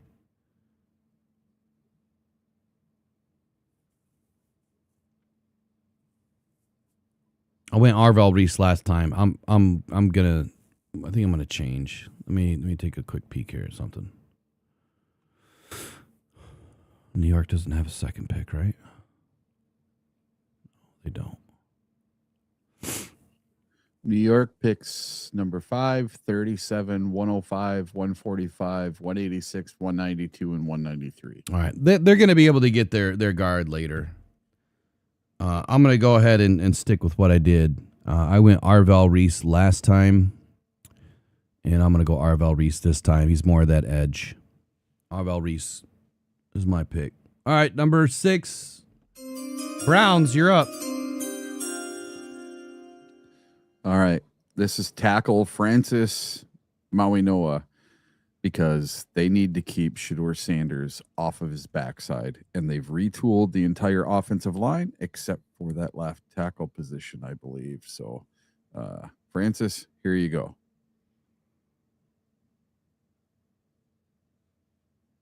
Where is he? There he is. They've really done a bunch of they brought in a bunch of people for that offensive line. So I think the one smart thing the Browns are doing, whether it's Shedeur Sanders or Watson at quarterback, at least they won't be running around like a chicken with their head cut off.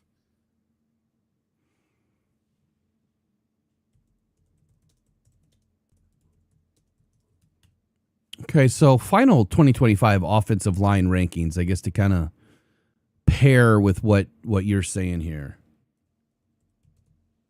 They finished 31st in the league last season. Awful. You know, they had left tackle Leviston, they had left guard Joel Bitonio, they had center Ethan Posick, right guard Tevin Jenkins, and then right tackle Jack Conklin. And so far this season, they now have left tackle, assuming this is right by ESPN, DeJuan Jones, left guard Zion Johnson, center Elgden Jenkins. Yep, from the Packers. And I don't have Spotrac up. I probably should. Right guard Tevin Jenkins, right tackle Titus Howard. They still have Leviston. They still have, they brought in Kingsley Agukin from the Lions through free agency. Mm-hmm. And the other guys I don't see on this roster anymore. So the Browns' offensive tackles combined to allow a league-high 143 pressures last season. They also surrendered 224 pressures, including 29 sacks on 643 pass plays.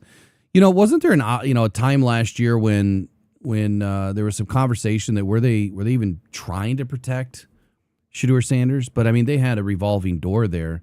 The other day, I gave them Carnell Tate because you're not going to be able to get. Where do they pick next? 24, right? Let's see. The Browns go 6, 24, 39, 70, and 107 to start it off. And they got a bunch more picks. So at pick 6, you gave them Maui Noah, and I would say that that's a great pick. But at pick 6, I feel like you have to go after the one thing you're not going to be able to get later, which is Carnell Tate. And at pick 24, there's going to be plenty of guards available and tackles. So I'm going to stick a pick with Carnell Tate here at number 6. You're going to give Shedeur Sanders an absolute weapon there downfield. All right, at pick 7, you're on the clock with Washington. All right. The Washington Commanders, with their first overall pick at number 7 in the 2026 NFL Draft, take safety Caleb Downs from Ohio State. They need to get that defense back on track. Here you go. Caleb Downs, the best safety in the draft.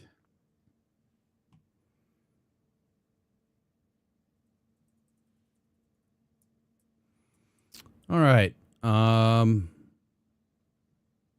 Interesting pick there. And then they don't pick again until 71. Yeah, that's the problem for me is, are you willing to take a safety that has so many medical red flags? That would be a concern for me. But I agree that, they definitely need a safety there. So the other night I had Jeremiah Love slipping to number 7 at Washington. That clearly isn't going to happen this go around. When you take a look at Washington's depth chart,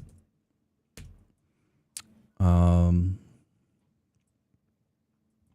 McLaurin, Treylon Burks, Luke McCaffrey, left tackle Laramie Tunsil, left guard Chris Paul, center Nick Allegretti, Sam Cosmi is the right guard, and then Josh Connerly is the right tackle. They brought in Chig Guankwo there at tight end, so I would say that they're probably not looking. They're probably not looking to upgrade the tight end position per se right now, especially bringing in a guy like Chig. Hold on here. I don't know what's going on with our lads, but every time I go to it, it kicks me out. Where was I? All right, Chig. On the defensive side of the ball. Right, left defensive end, Tim Settle, Deron Payne at the nose, Javon Kinlaw at the right defensive end, Odafe Owe as the wheel linebacker, Frankie Louvu inside, Leo Chenal inside, and Clavon Chason is the Sam. So they've done a lot of work in this free agency period to really address that defensive side of the football. They brought in Trey Amos last year, which was one of my highest graded cornerbacks out of the draft, and I think he proved why he was one of my highest graded cornerbacks. I wish the Lions would have got their hands on him last season. They also brought in Nick Cross at their strong safety position, and they have Quan Martin at free safety. You gave them Caleb Downs. So I would assume that if you're looking to replace anybody in the safety department here, it's probably Quan Martin, right? Is that what you're looking at? Yep. Probably Quan Martin. Now, Quan Martin, last year, we'll just take a quick peek here at his grades. Not good, right? 2025 is probably one of his worst graded years. Coverage is a 39. He's been a middling average safety at best. So your pick does make a lot of sense. It's just, I don't know if it's Caleb Downs. For me, I'm probably more in tune with Dylan Thieneman here as the key free safety in this draft. I see Emmanuel McNeil-Warren more as the strong safety and Caleb Downs more as that box safety. But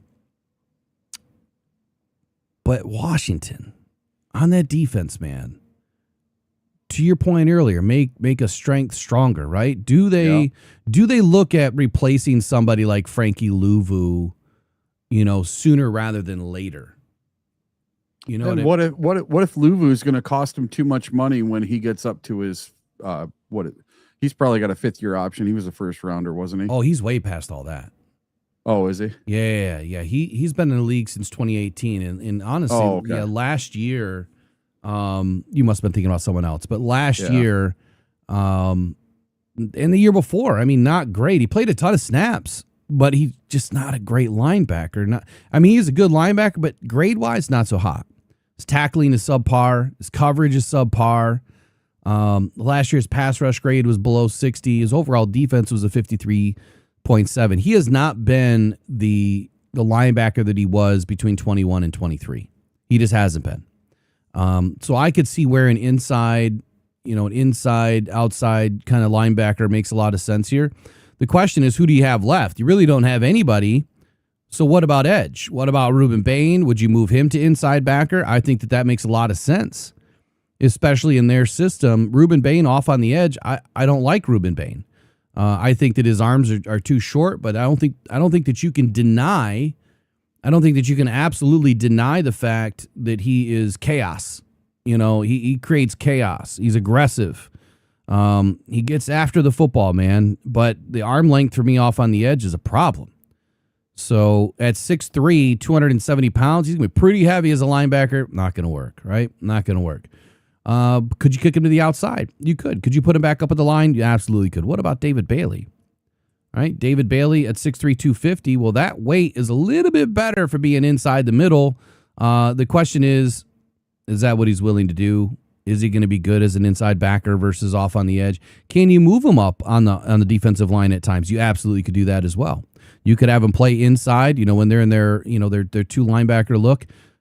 He could be, off on the right side. In their 4 linebacker look, he could be up on the line of scrimmage. So there's a lot of different ways I think that you could deploy Bailey in this scenario. The bigger question, I guess, for me would be,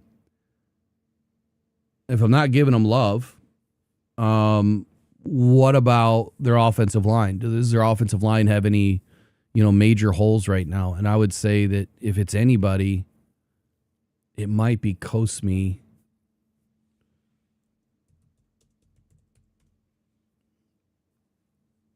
And when I do my official mock, like, this is not an official mock for me, it's close, but when I do the official mock, I'll have all my data points put together. Kosmi had last 4 or 5 seasons have been pretty good, so I would say there's probably no real deficiency there. I'm going to stick with Bain here. I think that, Bain or Bailey makes a lot of sense. Bain you're going to use on the outside, and who he replaces, probably nobody right off the get. But if you look at Javon Kinlaw, he's what, 28 years old, 29? 90 years old. It seems like that, but he hasn't been in the league that long. Might have been one of those guys that came in at 20 or 21 years old. Yeah, he's been in the league since 2020 with San Francisco. Played with the Jets in 24, Washington last year. We know Kinlaw's a hell of a player, right? But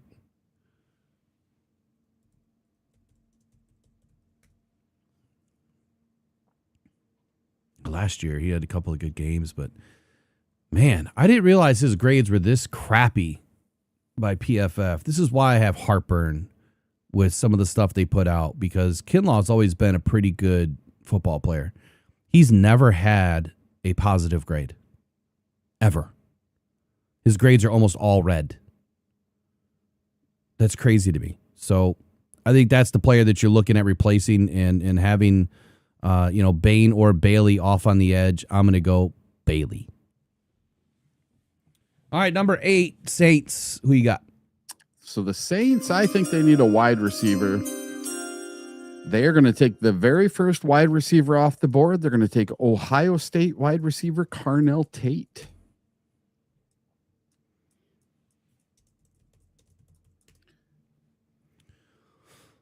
Okay, Carnell Tate goes number 8 to the Saints. So who would they be upgrading? Any idea? They're just making their room better. They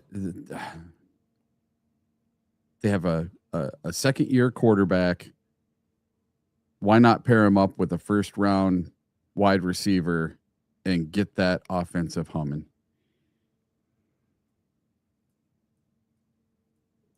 They came on a little bit at the end of the year last year. They weren't just losing every single game. Okay. All right. I'm going to move on to my pick here at number 8. I'm not going to go deep into the Saints on that pick there. I like it though. I like that pick for them. I think it's a smart pick.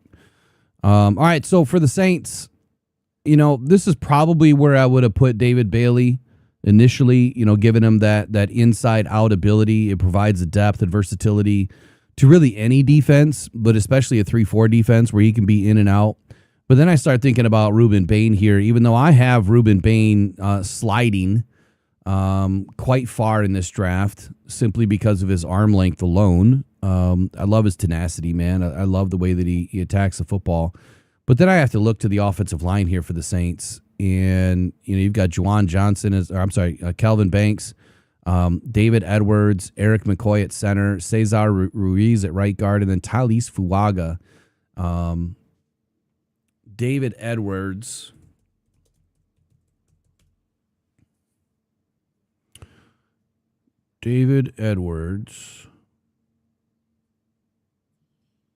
He's been a pretty decent guard for them. He's been around about 7-8 seasons.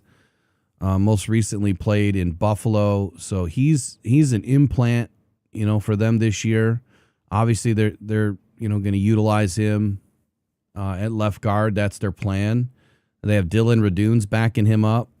And then on the other side, like, they're not doing anything with Calvin Banks. They just brought him in. But Cesar Ruiz, I think he's played pretty well too. I could be wrong. Cesar Ruiz has been in the league since 2020. He's been a New Orleans Saint his whole career. I don't know anything about his contract. His grades aren't great. I mean, he's an average football player, below average football player in the run block department. Close to average in the pass block, depending on which year it is. Overall offense, he's scoring about a 55 grade. I don't think that's good enough. Like, if you're a team that wants to get better, you have to look at that offensive line. Who's their quarterback now? Is it Tyler Shuck? Yeah, Tyler Shuck. You want to keep him upright too, right? I think you would be doing your quarterback a disservice. And if I'm looking at a player that could instantly upgrade here and also have the ability to play right tackle. I was talking about Spencer Fano earlier, right? He's a right tackle by nature, but can he slide inside to be a guard? And I would say the answer is hell yeah, he can, especially with his movement skills. I think that this would blend very well with the New Orleans Saints, are going to try to do. They definitely need another running back. They have Alvin Kamara, they have Keandre Miller, Ty Chandler, and Travis Achan, but maybe they'll look to upgrade later on in the draft. I'm going to go Spencer Fano here at number 8. The other day I gave them Mansour Delane. And I like that pick for them too, because you're not going to get that style of a corner later. But I'm going to go Spencer Fano here to give them a big-time upgrade on their offensive line. Okay, number 9 is how about them Chiefs? With the number 9 pick in the 2026 NFL Draft, the Kansas City Chiefs take Mr. T-Rex arms Reuben Bain Jr. The T-Rex arms. All right, where's Bain? There he is. Out of Miami, Florida. Number 9 to the Chiefs. Yeah, that's where I have him sliding. I think he is going to have a slide because of the short arms. And I think 9, 10-ish, that's right around where he's going to slide to. So for me with the Chiefs, I think that this is an opportunity where, you can address a few different things that they have going on. I could see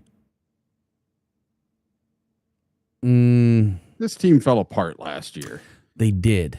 You could see Caleb Downs going here based on my board. You could see them adding a safety. You could see them adding Mansour Delane here. They need some DB action. You could see an edge, so you could see a Reuben Bain if they believe in his ability. Definitely could see a wide receiver. But then I started to think, the other day, I'm like, man, what has Patrick Mahomes always been about during his career?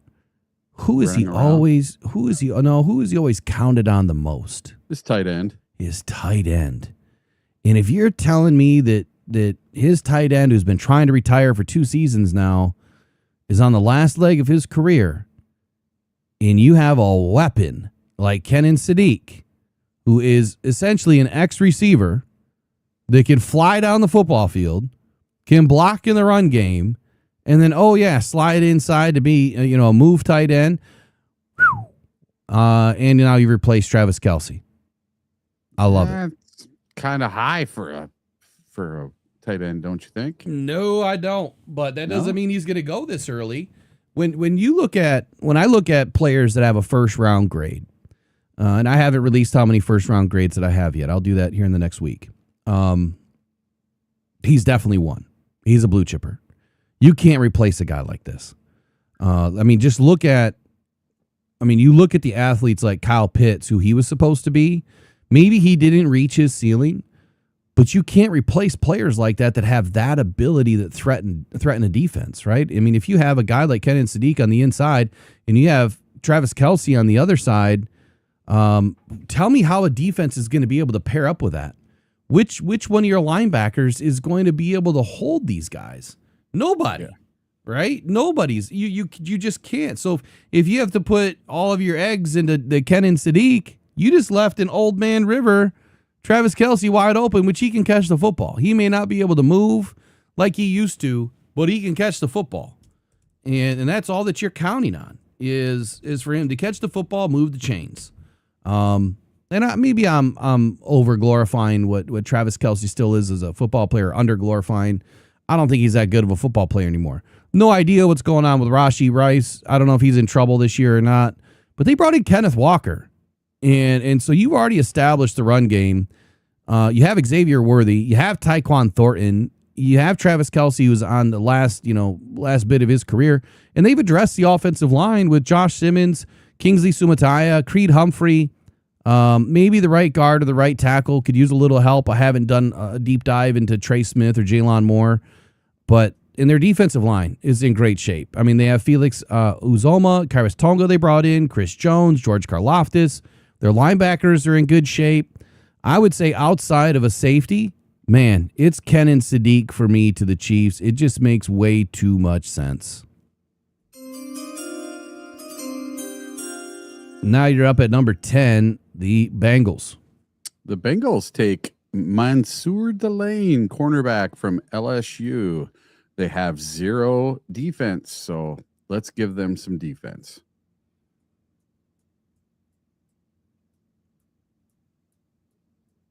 I'm going to try to make this look a little bit better. So instead of winning games 41-40, maybe they can start winning games 41-27. Okay. You gave Mansour Delane? Yep. All right. Mansour Delane. I think it's a good pick. I could see them going DB here as well. I can see them going DB here, whether it's a safety or a corner. Personally, I feel like they need a safety more so than anything else. The other day I gave them Caleb Downs simply because he's more of that box style. Let me pull up the Bengals depth chart real quick.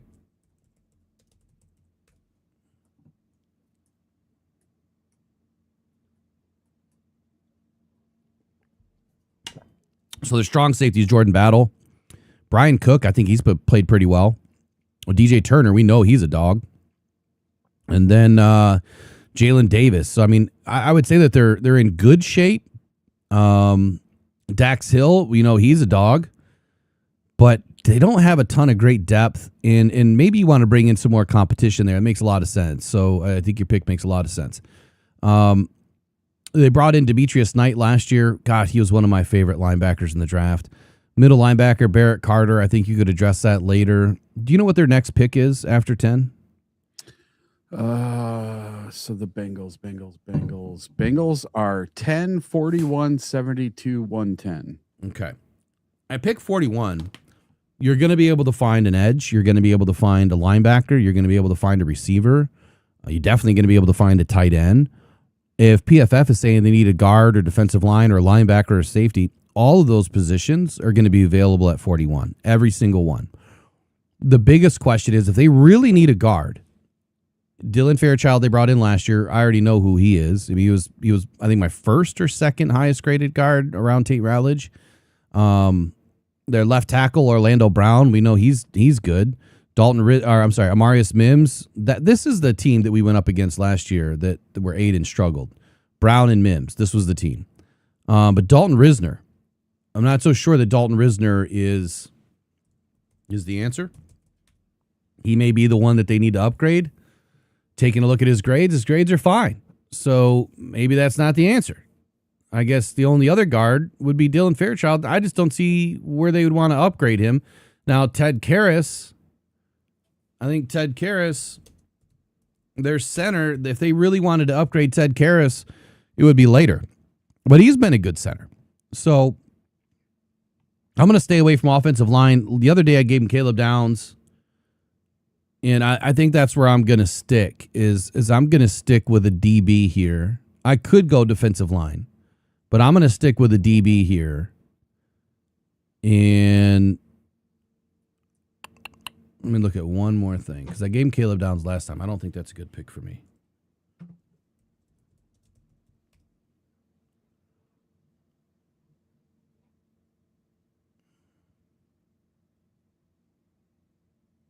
Yeah, I think they're good there too.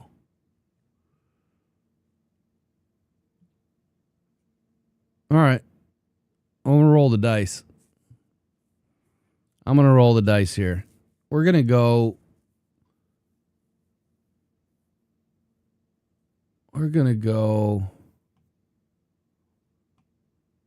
Dylan Thieneman here. At any rate, I think Dylan Thieneman is going to give them the depth that they need, but he's going to compete for a starting position. I think their safeties are in good shape. Brian Cook is fine. Jordan Battle's been good. So by adding Dylan Thieneman, you're competing with Brian Cook. I mean, right away. And I just don't see how that. I really don't see how that is going to be beneficial. If I could unwind this, which I probably would have given a Mansour Delane. Is probably what I would have done instead, as opposed to a safety. But I'll roll Dylan Thieneman for this one. Next up is the Dolphins at 11, and I know we got to fly. So yep. Well, the Dolphins are just like a couple of these other teams. They need every single position, so they're going to take the best player available on my board, and that is Dylan Thieneman, safety from Oregon. All right, 10 and 11. All right, Cowboys up next for me. For the at 11? Yeah, I'm sorry, Cowboys up next, but for me at number 11 for the Dolphins. The other day I gave them Ola Vivega Nioni, and I think that when you're starting to rebuild the franchise, you're going to go trenches. I'm sticking with that pick. You could go Monroe Freeling, but I think that their tackles are a little bit better than their guards. I think Ola Vivega Nioni makes a lot of sense. I'm going to stick with that pick. Number 12, Cowboys. All right. This is where the Cowboys shock the world and they take Kenyon Sadiq to go with CeeDee Lamb and George Pickens and make that offense unstoppable. All right. For me, it was Caden McDonald the other night. Defensive line. I think that they definitely still could address the defensive line. Linebacker and corner, still an issue for the Cowboys. And if Mansour Delane is still here, which he most likely won't be, that's a great pickup for the Dallas Cowboys for me. So next up, Rams at 13. All right. For me, this is where the Rams get their tackle of the future, Spencer Fano, to help Matthew Stafford stay upright for one more season. You know what's crazy is the other day, Sean McVay came out and said, I could see Matthew Stafford playing into his 40s. Oh, yeah. I was surprised he said that. Like, Stafford's been trying to retire, it seems like, the last couple of seasons. Oh, yeah, he's contemplated it. He's even said, I just got 1 or 2 more years left in me. I don't know where Sean McVay was coming with that. If Stafford wins another Super Bowl, that's it. He's done. You would think, yeah. But then again, man, I mean, look, these guys, the ultimate competitors, he's probably going to want to keep playing. I've gone several different ways with the Rams. The other night I gave them Spencer Fano just like you did, and I think that makes a lot of sense. And then I also look at the receiver room, and could they need some help? Yeah, they could. They still have Devontae Adams, right, and Puka Nacua. Now, God, I mean, and the tight ends. Yeah, their tight ends are insane. They got 4 awesome tight ends. So I mean, imagine if Kenyon Sadiq was available here. Oh my God, there's no way they would take him. Why not? I mean, their tight ends are all good, but could you imagine having Kenyon Sadiq out there with Colby Parkinson and others? Like, oh my wow. God. Listen, there's one thing I'm jealous of the Rams. It's their tight end room. Mm-hmm. I want 4 6'5", 238-pound blocking, catching, awesome tight ends like the Rams. How did they get 4? Well, a lot of those guys were late round picks. They've just worked out. I know. How did they all are the same size. They're all huge, giant human beings that catch everything you throw at them, and they always seem to get open. Well, it's because no one's paying attention to these later round picks, Well, and the refs, they give what is his name? Parkinson's. They gave him that catch that wasn't a catch. Yeah. Okay. Enough about the Rams. They got Parkinson, they have Higbee, they have Ferguson, and they have Allen. So they got 3 really good ones. Oh man, their tight end room was awesome last year. I mean, Parkinson got his chance when Higbee went down, so he was able to develop. All right, so for me, for the Rams, I've gone multiple different directions. I've gone receiver here, and I've gone offensive line, and I think that both of those positions are incredibly important for the Rams moving forward, keeping Matthew Stafford either chucking the ball downfield or staying up on his feet. Monroe Freeling is now a Ram for me. All right, number 14, Baltimore Ravens. Well, the Ravens, they need a new center,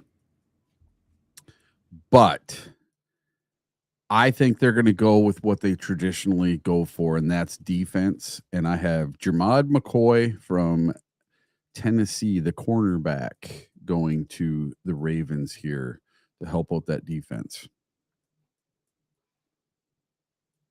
All right, Jermod McCoy, now a Raven. All right, for me, for the Ravens, again, you could go different directions here. I'm not so sure about a corner. Definitely a center, but you could grab a center later unless you're looking at converting, a player to center. I mean, there's always those options, but this board is getting pretty thin. Man, they need a guard. There's really not a lot of guards left right now, unless, again, you're looking at converting. Do you take a player like Caden Proctor and you throw him in at guard? Do you take a guy like Blake Miller and throw him in at guard? Or do you grab a guy like Maxi Honichor? Where do the Ravens pick next? Oh, let's see. The Ravens. Where are they in this board? So the Ravens are 14, 45, 80, and 115. So 45 is their next one. So at 45, I mean, you should be able to find your center. You should be able to find a linebacker. You should be able to find a guard, potentially. Maybe they'll move up. But as Coach DC always tells us they stick and pick, they don't move, which that's crazy to me. I'm going to go with the player that I took the other night, and I think that this fits them. I don't know if anyone else has mocked him, and this would be a good jump for Omar Cooper Jr. He's a guy that can spread the field. I think that he gives Baltimore Ravens quarterback Lamar Jackson just another deep field threat, someone that he can throw the ball to. So I think Omar Cooper makes great fit with the Baltimore Ravens. All right, next up, 15 for the Bucks. We have from Georgia linebacker CJ Allen.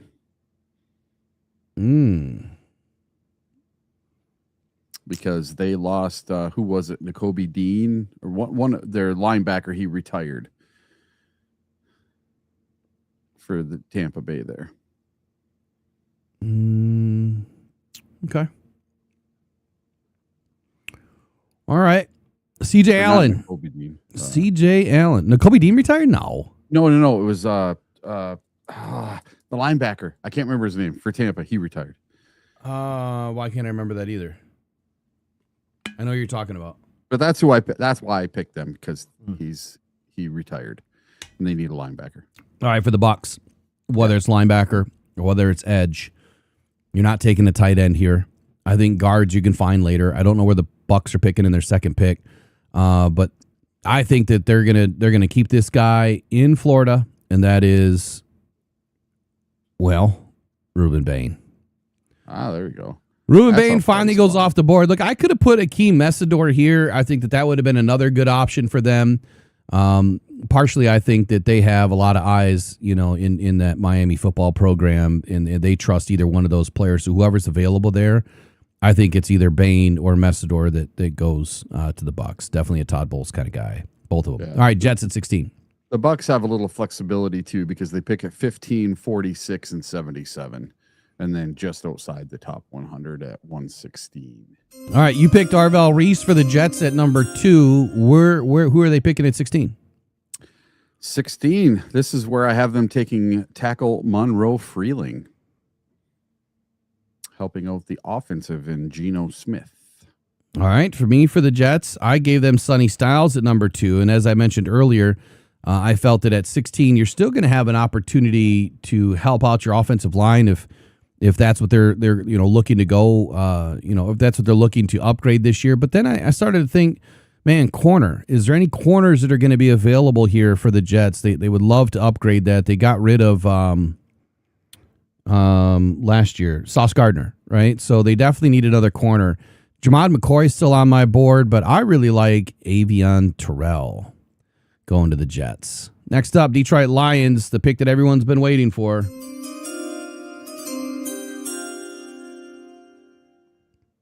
Which one we on here? The Lions, 17. Somebody sent me a message. Sorry, it goofed me up. All right, so the Lions at 17.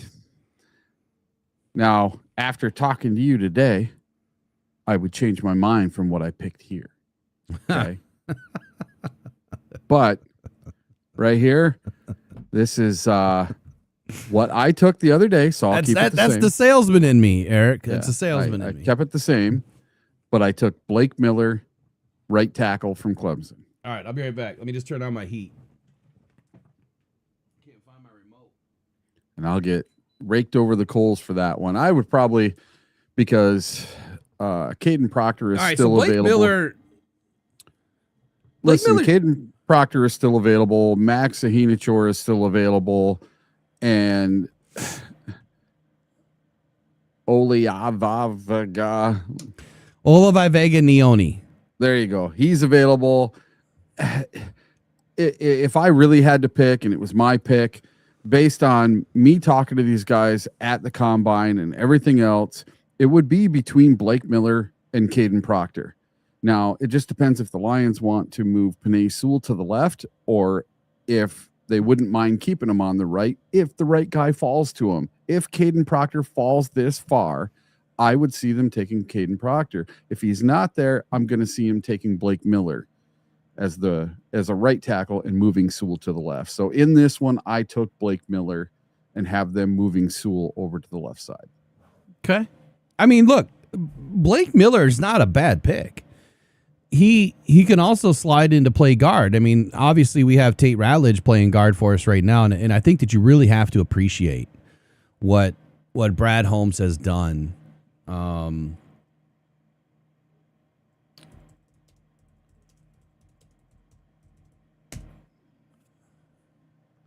We'll go rapid fire the last few. Okay.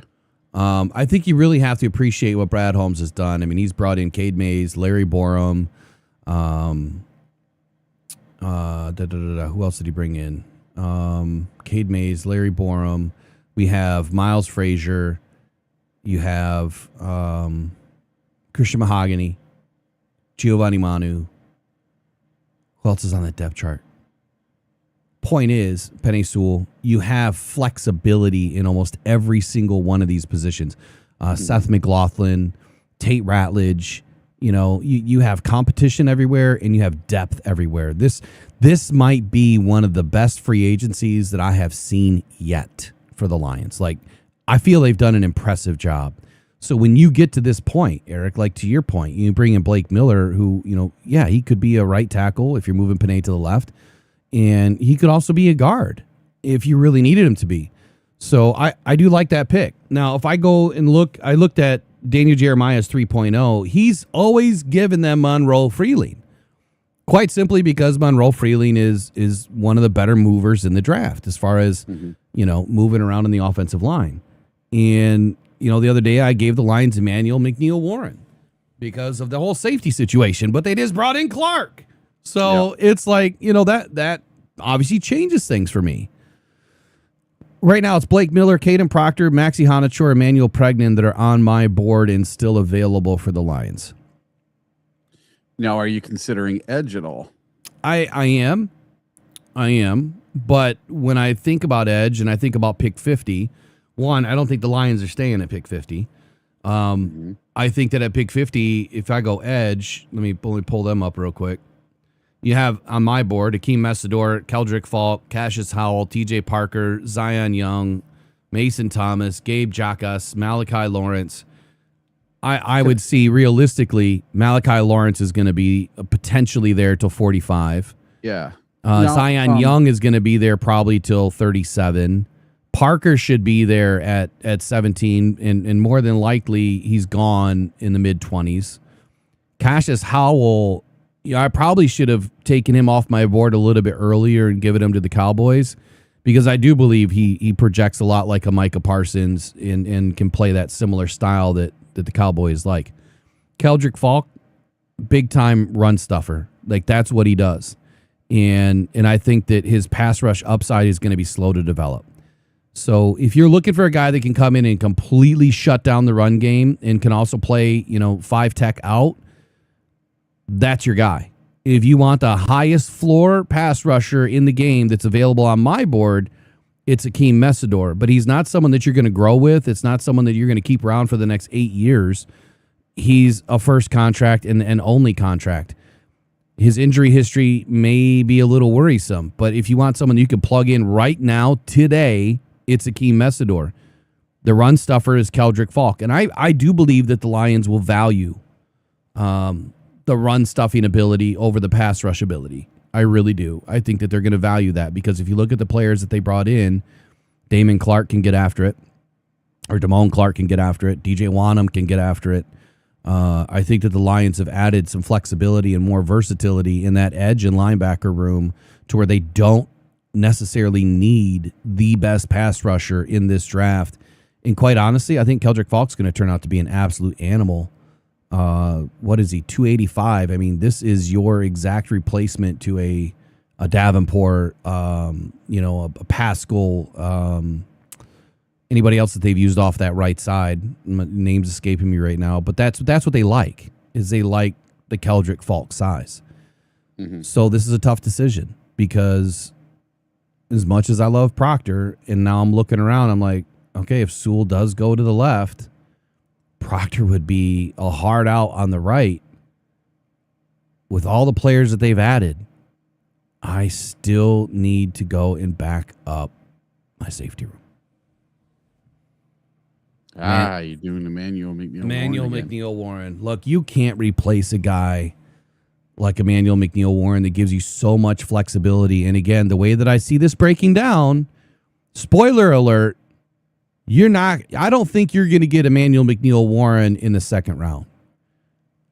I firmly believe the Lions are going to give up pick 50 in next year's second round pick and maybe more. And they're going to move back into that first round and they're going to get Caden Proctor at pick 24. That's my play. So that's why I'm taking Emmanuel McNeil Warren, because you're not going to be able to do it later. The other way it could be done is maybe the Lions back out of 17, drop to 20, 21, 22, pick up a day 2 pick, and then package up those day 2 picks, move back up, and still get your guy in Caden Proctor or Monroe Freely. Or, you know what I mean? So if Brad doesn't move up in this draft and try to slam 2 of these guys home, I would be surprised. Like, I would be really surprised, especially with the moves that they've been making in free agency. Like, the door's wide open, man. It's wide open for whatever they want to do. I just want Brad to F them picks a little bit. Let's get rid of some of that future stuff. And let's go get some key players this year, because it's one thing that I will always rest my hat on. The reason, Eric, I don't know if you believe in this, but 2023, the reason why we went the distance to the NFC Championship is because of the first 4 guys we selected in that draft. Oh, yeah. And if they were all healthy. Yeah, exactly. And if you can do it again this year, where you add 3, probably at the very most, impact players that can start, we're going to do it again. Because there's no room on this roster. You're only going to get better, right? You're only going to be able to make your roster better. I don't think that we're going to get worse at all. I think that this roster is better than last year, and I think it's going to compete with the 23 roster when we're all said and done. All right, let's fly through 18 through 32. All right, so for number 18, that's the Minnesota Vikings, and I have them trying to kind of copy the Detroit Lions. So they're going to take wide receiver Mekhi Lemon from USC to pair with Addison, who they just picked up in their 5th-year option, and Justin Jefferson. They want to give 5'4" Kyler Murray some weapons to throw to. Well, there you go, Kyler. Now you got 3 top-end wide receivers. Go have at it. All right, so I gave them Dylan Thieneman the last time I did this, and I'm still sticking with the safety. Emmanuel McNeil Warren's obviously gone. The Vikings are pissed. Dylan Thieneman is gone, but there's still Caleb Downs. I don't think he's going to fall much further than 18. Next up, 19 is the Panthers. The Panthers. This I have guard Olavide Vegaloni. Yeah, that guy. I can't say that. Jesus Christ. I'll never get it. It's going to have to be spelled out how it's supposed to be said. Ola Vi Vega Neoni.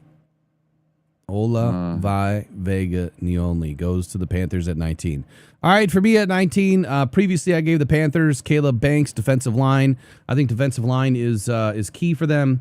But, receiver is probably another option. Casey Concepcion I like here. Mekhi Lemon I think would be a great addition here for the Panthers. And at any rate, are they better than the next best defensive lineman on the board? I'm not so sure. I'm not so sure. They need a tight end. You're going to get that later. They need a center. You can get that later. I think it's between wide receiver and defensive line here. And I'm going to follow suit with where is he? Caleb Banks. All right. Cowboys back on the board. Cowboys back on the board for number 2. So the Cowboys with the first one, I had them taking Kenyon Sadiq. So with their second pick, I have them taking corner from Clemson, Avion Terrell. Avion Terrell. It's a good pick. It's a great pick. All right, Cowboys for me, I gave them the first time. I already forgot. Mansour Delane. So I already gave him the corner. Yeah. So defensive line, linebacker, probably still high on their list here. Let me wind back. I got to look at my other sheet. And they brought in Rashawn Gary from the Packers, their edge. Where is Cowboys on my other sheet? Okay. So since I went Mansour Delane the first time, and to your point, they brought in Gary, I still think that is a need for them, that they're going to want to pair him up with a younger guy. It's either Peter Woods or where is he? And then they already brought in Kenny Clark from the Packers. So they're creating the Packers defense down there, right, for the Cowboys. Where's my guy? I don't know. There Who's he your is. guy? Cassius Howell. Sorry. Anyway, defensive line, I went Caden McDonald last time. I think Cassius Howell's a perfect mock to the Cowboys. Like I said earlier, he has a very similar play style to Micah Parsons, and I think that if anyone's going to take a risk on the shorter arms, even though Micah Parsons doesn't have short arms, Cassius Howell, to me, projects like a guy that you could move to an inside backer position without a doubt. Next up, Pittsburgh Steelers. The Steelers. This is the pick that you are not going to like. This is the one where they ruin your trade back up situation where you took an edge with the first one. You're not going to be able to get your tackle. Hold on. This just in. Pittsburgh Steelers has traded their pick to the Detroit Lions at number 21. And the Pittsburgh Steelers take Caden Proctor, tackle out of Alabama. Eric, I can't hear you. You say something? Yeah, I did. There he goes. Bye-bye. All right. Yeah, I'm fully expecting, I'm hoping, not expecting, Brad is going to understand the assignment here. And you've got to go secure 2 premier positions in that first round, if at all possible. Maybe Caden drops a little bit. Maybe you could pick him up early in the second. I think Brad needs to move heaven and earth to make it happen. But we're not doing trades in this one. And I did quarterback Ty Simpson last time. Look, they need a quarterback. Does Ty Simpson go in the first round? Hell, I don't know. That's where Aaron Rodgers goes. But they still need someone to back him up with, right? I mean, they need I would say that if I'm Pittsburgh, I'm either taking Ty Simpson or I'm going to build for my future and I'm going to worry about the quarterback next year. Is Aaron Rodgers even committed to playing yet this year? He has not. Yes. Yeah, I don't know, man. And who knows if Pittsburgh even wants him back? Listen, if he comes back and it blows up in their face and it doesn't work, well, hey, they're in line for a really good quarterback next year. Yeah, and they've got a new coach this year, and so he's going to have a long leash, and I would say exactly. They're probably going to want to tank a little bit. Yeah, don't expect the Steelers to do anything this year. Look, if Caden Proctor's on the board, I would agree that this is where he's going to go, especially when you're looking at his ability. So I'll go Caden Proctor because if you build that offensive line for the Steelers, then you're all set up next year. If you get your quarterback. Exactly. And that's the right way to approach it. If you're not worried about winning today, build. And that's what the Lions did in 21 and 22 is they built, and they continued that trend in 23, and that's why they were able to make the huge leap. Look, the Pittsburgh Steelers are going to be back very, very, very soon. It's just not it's not something that they need to they don't need to build Rome in a day. All right, 22 Chargers. All right, this is I know they need a lot of offensive line help, but this is where I have them taking safety Emmanuel McNeil Warren. He just couldn't stick on the board any longer. That's a good pick for them. It's a good pick for them. I would agree. Yep. I just would rather have him in Detroit. I know. I think he's going to look great in Honolulu Blue. All right. So for the Chargers here, I've kind of gone back and forth with this too. See, I gave Caden Proctor the other night. And so I do believe that, offensive line is obviously a need for them still. They also need a guard. They also need defensive line. And I guess, do I even have any guards left right now? Max Ahanichor would make some sense there. I think it's a bit early for Max. And I mean, could you take Blake Miller and move him inside? Probably, but I doubt that that's going to be the choice. 6'6", 315. You could move him inside. I guess it really depends on what the Chargers are trying to do. With their run game, they do like to get up and get out too. And Yeah, I'm going to go Caleb Lomu here. I think Caleb Lomu will project a little bit easier going to the inside, and then you always have the flexibility of moving them to the outside, and you have your backup for Joe Alt if, in fact, Joe Alt has another, injury-riddled season. So, Caleb Lomu for me. Fly, Eagles fly, 23. This is where they get edge Akeem Messidor because they don't care that he's 25 years old. Who'd you take? Messidor? I'm sorry. Yep, Messidor. I hate that pick. I know. I hate that pick. The Eagles, they love that pick. God, I hate that pick. I don't want them to get Messidor.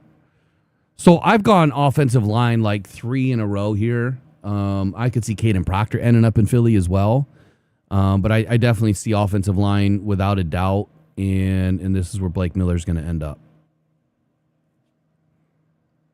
Next up, Browns back on the board. Number 2. Browns. They got their tackle with the first pick. With their second pick, they're getting a wide receiver. They're getting a toy for that quarterback who switched to number 2. Jordan Tyson, wide receiver from Arizona State. I've similar agreed, right? So where did I went Maui Goa or Maui Noah. No, you went Maui Noah. I went Carnell Tate. So I gave him the receiver early. You gave him the receiver late. And I think both plays work. And so you went offensive line early as to where I went receiver early. Mm-hmm. And I do believe offensive line is going to be important for them. However, they're kind of running out of real estate. And hell no, they don't need a quarterback right now. I think they'll definitely wait till next year for that. God. But when they're on the clock for their first and second pick, the announcer's going to be like, so is this where they take the next quarterback? We should roll some bets on that. I guarantee they're going to talk how the Browns are probably going to take a quarterback here.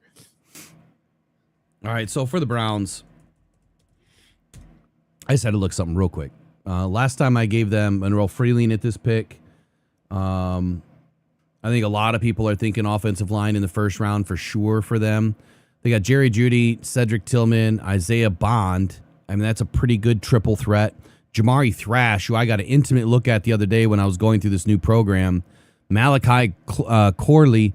So you would think that they're good in the wide receiver department. Harold Fandon had a spectacular year last year. I feel it's inflated a little bit given what happened last season. Not so sure, but they're not going to take a tight end here anyway. I'll go. I'm going to double down. Here. If the Browns have the right leadership, I think that they're going to see the value in building that offensive line. Emmanuel Pregnan, second offensive lineman going to the Browns. For me, first offensive lineman going to the Browns here in the first round. Carnell Tate was my first pick. And Eric went Francis Maui Noah and Jordan Tyson. So pretty solid picks there. F the Bears up next at 25. Since we hate the Bears and everybody seems to hate Ohio State, we're going to give them an Ohio State player. We're going to give them the best defensive lineman, Caden McDonald, who's going to give the Lions troubles when we try to run the ball against them. Okay. Look, I see safety as a big option for the Bears, but I also see defensive line, and I think when you look what the Bears are going to try to do this year, it's how do we beat the Lions, and what do they need to do to beat the Lions? They know that getting after Jared Goff is the number way to get him off of his game. That they'll give them the best chance to win. Whether that's edge or whether that's interior defensive line, I think that Keldrick Falk makes a lot of sense for the Bears. I would have normally gone Peter Woods, Cade McDonald, one of those players here, but I'm switching it up. And even Christian Miller makes sense. And I do like your pick as well. But I'm going Keldrick Falk, inside-out player. Buffalo Bills. Buffalo Bills, I got them taking the guy you just mentioned because there's a run on defensive lineman now. Caleb Banks from Florida. Caleb Banks. All right. I think they need speed. I think that good pick there. I think they need speed, and speed is what Caleb Banks gives you off the defensive line. First step violence, man. That guy he looks phenomenal. He just has to continue playing from from start to finish. He can't take plays off. I mean, when he's all in, he's all in. But man, you can tell when he takes a play off, and I think that is probably the most scouts' difficulty with Caleb Banks is who is he in all four quarters? Who is he from down to down? Because man, if he plays with that tenacious ability that he has, he's tough to stop. For the Bills, I mean, they need some help on the back end of their defense, whether it's linebacker or safety. All the safeties are gone at this point. Definitely not going to invest in a big time reach. Defensive line obviously is a big.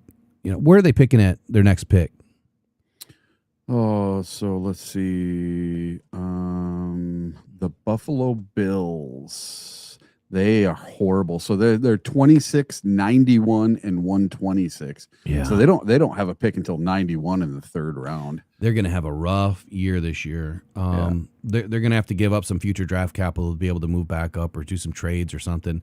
Maybe Allen gets traded. I doubt it, but we'll see. Yeah, there's only 5 teams with less draft capital than the Bills. They're really bad. So if that's the case, look, you're not going to get a great defensive lineman at 120 or 90. Capehart will be gone, and he's probably the next best one in that area. I think that if you really need offensive line or defensive line, you have to pull the trigger.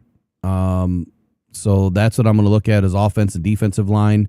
I'll even pull edge in, and it's like pick your poison, right? Caden McDonald, in my opinion, is the best fit here for the Buffalo Bills. I've done C.J. Allen in the past, and I think that other people have also taken, a linebacker. 49ers. So the 49ers, Trent Williams says he's going to play another season, but he's 90 years old. So it is time to bring in his replacement, and that is the tackle from Arizona State, Max Ahinachor. That's interesting there. You still have Caleb Lomu on your chart. Mm-hmm. Interesting. He might not get taken in the first round. I like that pick. Look, Maxie, man, we watched him at the Panini Bowl. That dude can move. And he's violent with every intent of his fiber, of his being. That dude, he plays some smash mouth football. I love the fact that he's a former basketball player. He has great movement in his feet. His lateral agility is just off the charts. For the San Francisco 49ers, I think that's a great pick. For me, San Francisco, look, I think they need some edge help. I've taken edge a couple of times. If Kenyon Sadiq was here, they would definitely take him. I think I'm gonna stick here, like tackle wise. There's just not a whole lot available.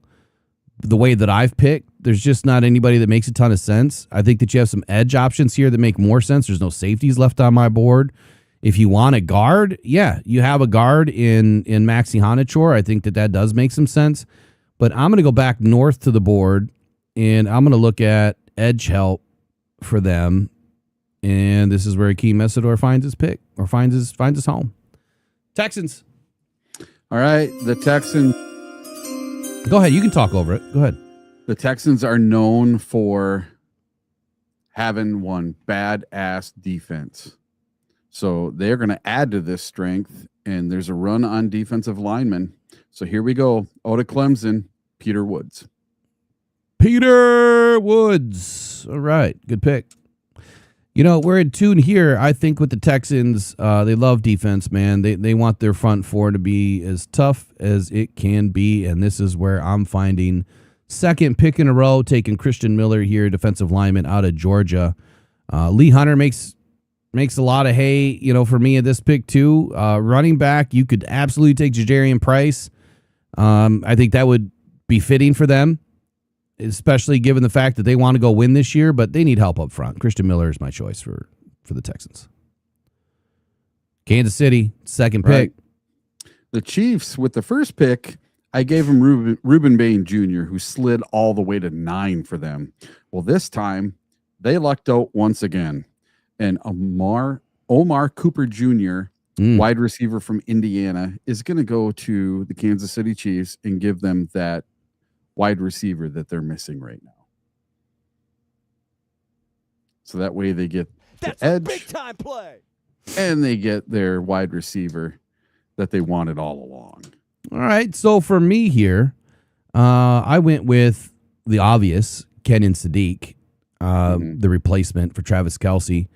Kansas City is they're going to be, I think, going to be in a little trouble this year with Patrick Mahomes coming back. This might be an off year for them. You know, it takes quarterbacks a little bit of time, and I'm not saying that they're going to take a quarterback with this next pick, but what happened to Patrick Mahomes? It was ACL or Achilles, one of the two. Oh, okay. Yeah, it was his Achilles, wasn't it? It was ACL or Achilles. I can't remember now. And he popped it late in the season. Late in the season. So look, it's going to be a rough year for them. I don't even know if he's going to be back ready for week 1. But matter of fact, let me look at real quick. Just real quick.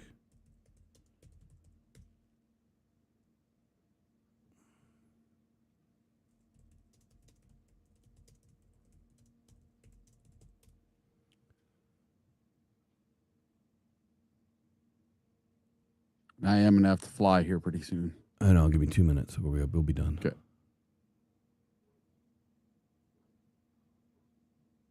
Wow. Andy Reid confirmed yesterday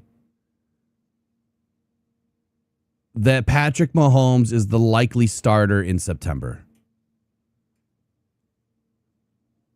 I don't know how he has that much confidence. But you know what they did do? They brought in Justin Fields. So they're definitely not taking a quarterback here at 29. Last time I gave them Mekhi Lemon, and I think that makes a lot of sense still with wide receiver. Defensive back also makes a lot of sense here for them. And Jermod McCoy ends up in Kansas City. I could have went Colton Hood here, either one. I just don't know if Jermod McCoy is going to slip that much further. All right, number 30. Right, number 30, I have the Dolphins with their second pick taking Keldrick Falk. Help out that defense. All right, who'd you give him the first time? Oh, I don't remember. Yeah, I'm looking. You gave him Dylan Thieneman, so you gave him the safety. Yep. You went defense, 2 picks in a row for them. Yep. All right, they got that new coach that's defensive minded from Green Bay, and he's going to want to build that defense back up. All right, we got to run on corners here for me. Look, I think that corner DB is a big opportunity here for them is to take Colton Hood.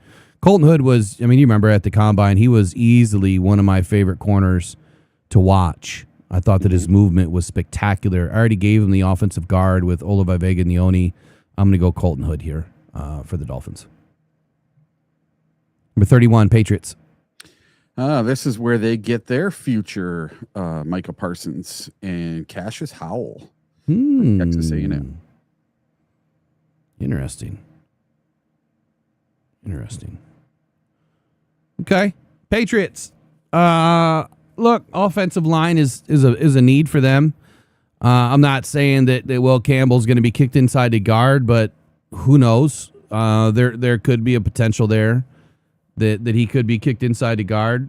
I think defensive line is still a big option for them here too. And the fact that I still have Peter Woods on the board, TJ Parker on the board, and Lee Hunter on the board, I'm going to go defensive line here. There's not a tackle that I like. The linebackers I don't like here. I don't know where they're picking in the second round, but Peter Woods is my choice. All right, last pick of the draft, or the first round. Yep, so I have the Seahawks taking TJ Parker, edge from Clemson. Another Clemson guy going off the board. All right, we'll come back for your analysis in a minute. Seattle Seahawks, for me, last time I gave them Keldrick Falk that slipped all the way to 32. I think that, running back is clear need for them after losing Walker. The question is it the Mike Washington or the Jadarian Price that makes the most sense? Remind me, where are they picking next? So this is crazy. The Seattle Seahawks have 4 picks total. Wow. 32, 64, 96, 188. They have nothing for draft picks. They have the fourth worst draft capital of all the teams. Only the Colts, Green Bay Packers, Broncos, and Falcons are worse. They literally have nothing. They have 3 picks in the top 100. That's it. And then pick 188. So I don't think you can miss on a running back here. You're going to have to reach a little bit, even if you don't believe that Jadarian Price is first round worthy. I think you want the 5th-year option. If with your second pick, you said they're around 60? 64. You might skate and be able to get Mike Washington there, which, I mean, he has the same speed as Jeremiah Love. And I really like Mike Washington. I think that he's a bruiser of a back. Yeah, I would love to have Washington on my team. And the biggest climber right now is Jonah Coleman. He could be the number 2 back taken in this draft. But for today's mock, I'm gonna have to stick and pick with Jadarian Price right now. I don't love the pick, but at the same time, if I were to do anything else here, it would probably be an edge player in TJ Parker or Lee Hunter here. But I'm going with running back, man. I think that you definitely need the running back. Jadarian Price makes sense, but I don't love the pick. Yep. All right. Let's see. Let's download your image. Let's make sure we keep that.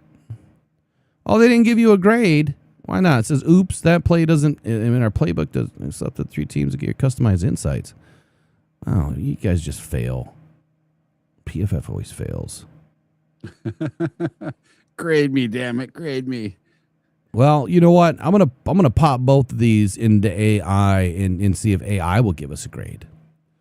I'll do that when we're off. Eric, final 30 of the day, man. Appreciate you sticking for an extra 30 today. Well, actually, 90. Yeah. So awesome. Hey, fun to be back. Fun to do my first mock draft of the year. I've done a couple for the Lions, like doing all of their picks, and I've gotten skewered for it, and then I've been praised for it, depending on who I took. When I took Kenyon Sadiq with number 17 overall, man, my Facebook page lit up like a Christmas tree. So many people pissed off that I would think that we would take the next Eric Ebron, is what everybody kept saying. You don't take a tight end at 17, blah, blah, blah. I don't care. This kid is so good. I would take him at 17, even though we do need edge and we do need an offensive tackle. So if he's there at 17, I would take Kenyon Sadiq if he's available. That kid is that good and impressed me that much at the combine. You know, so, I would agree. I mean, look, you can't walk away from players like that. No. You just can't. I know I saved these, but I'm going to go ahead and clip it too, so we make sure we have it. All right. So, all right, you have a good rest of your day, brother. Yeah, I'll see you guys tomorrow. All right, man, we'll see you. And then there was one. I'll stick for a few more minutes here. Just finish saving this.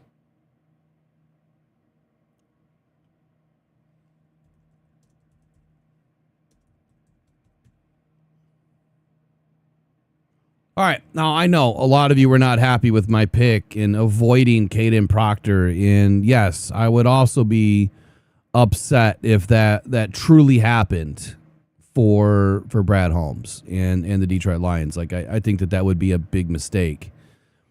But the more I look at the depth that the Lions brought in, more specifically.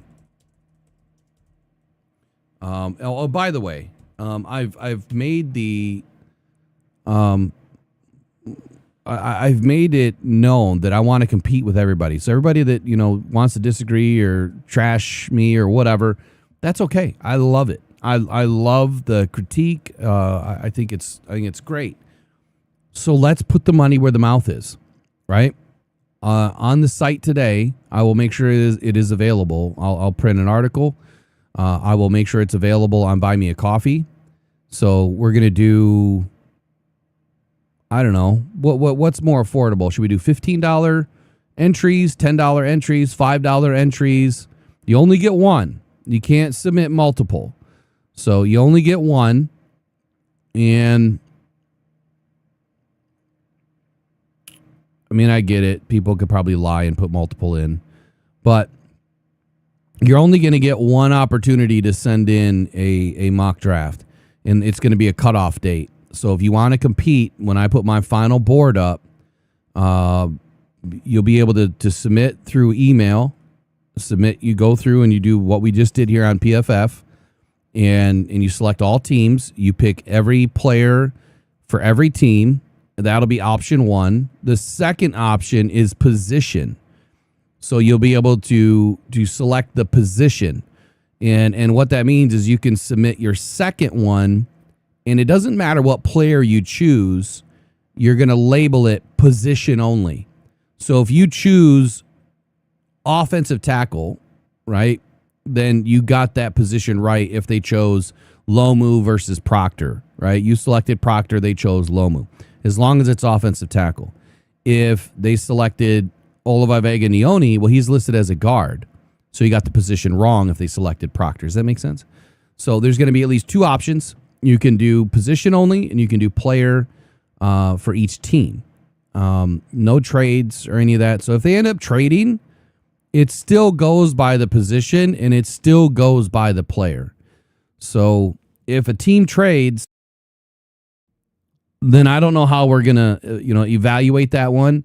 We might just have to throw that one out the window, and I'll identify that in the rules, so it'll be all clear ahead of time, that if a team trades, that we got to throw that pick out. It doesn't count. Anyway, I'll make that available. It's me versus you. So there's an entire pool. Let's say we get 100 people that submit, and it's $5. Well, that's a $500 pool. If you get the most points, it's 1 through 32, so you get 32 points. If you get the most points, you win the pool. Now, if you get 30 points and somebody else gets 30 points, you will split the pool. If 10 people get 30 points, and that was the highest amount of points, you're going to split the pool with 10 people. So that's how it works. At the end of the day, you can't win less than the money that you put in, right? You get your $5 back. So I think it'll be fun.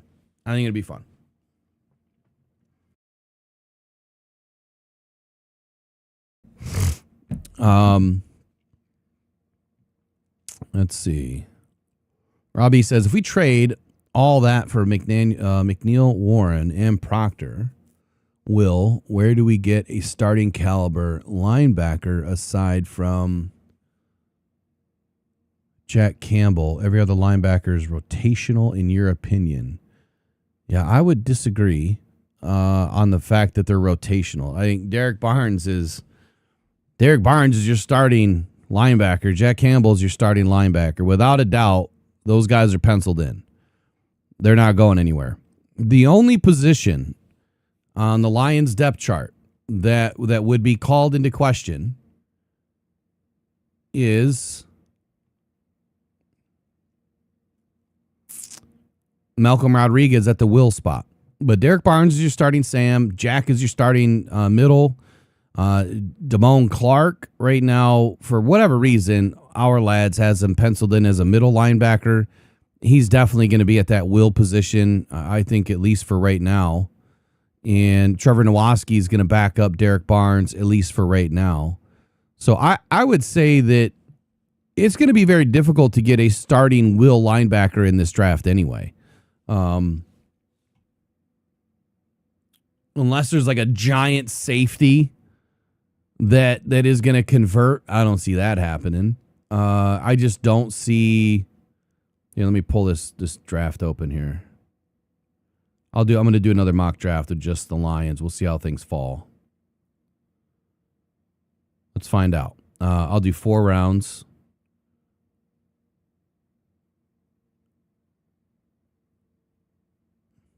I'll do 4 rounds, and I'll do some trades. We'll see how this shakes out. I'll stay on for at least another 20 minutes or so. Let me fix this. This was just in there. I don't know why it's being dumb.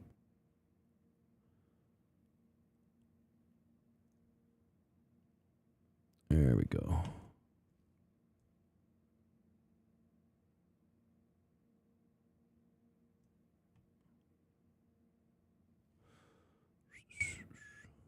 Okay. Oh, I didn't want to do that. I didn't want to start. Shoot. Go back.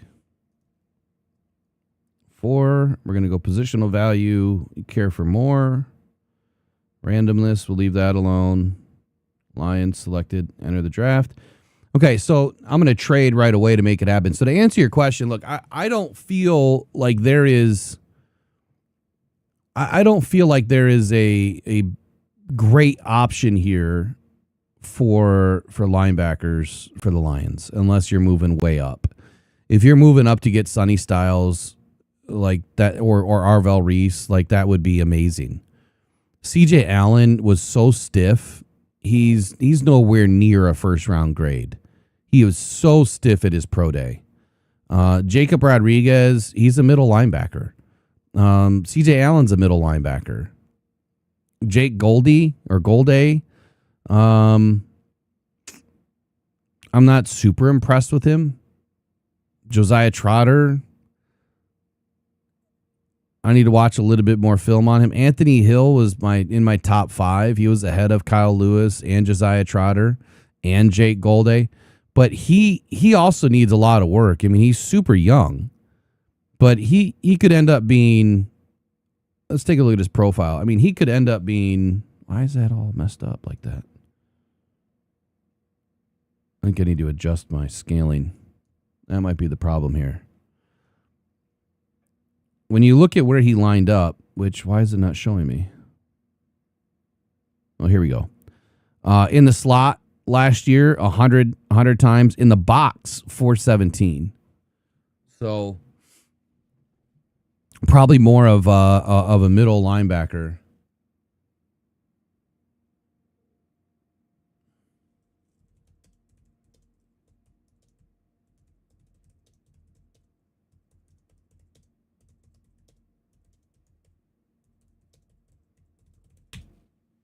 And pull up my other information on him.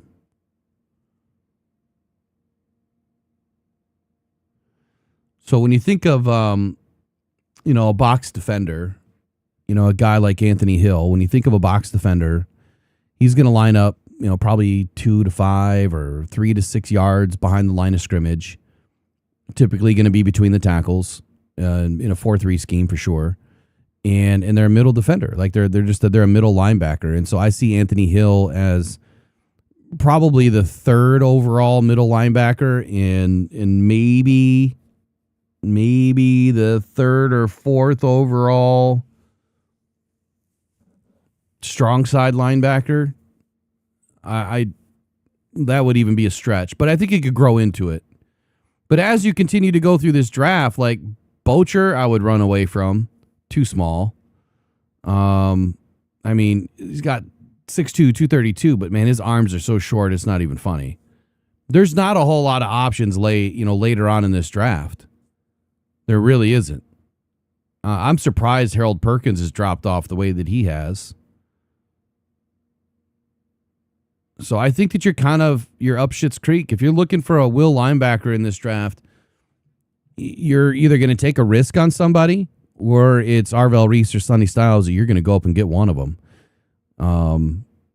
Let's look at Jacob Rodriguez. Where did he line? In the box. Like, he's definitely a middle linebacker, right? Jake Golday, he aligned slot and box. So if anyone can slide outside a little bit more, it's going to be him. Decent coverage grade, too. I don't care about the pass rush grade at all. That just tells you he's not going to be, in a 3-4 scheme. He's more trending towards a 4-3 scheme. Josiah Trotter, definitely a middle linebacker. His coverage grade is absolutely atrocious, but he's great against the run. So if you're looking to back up, Jack Campbell with a better run defender, well, then there you go. You'll find somebody a little bit later on in the draft. And so Kyle Lewis was another one that I did like some of his tape. I thought that he, could be your late option.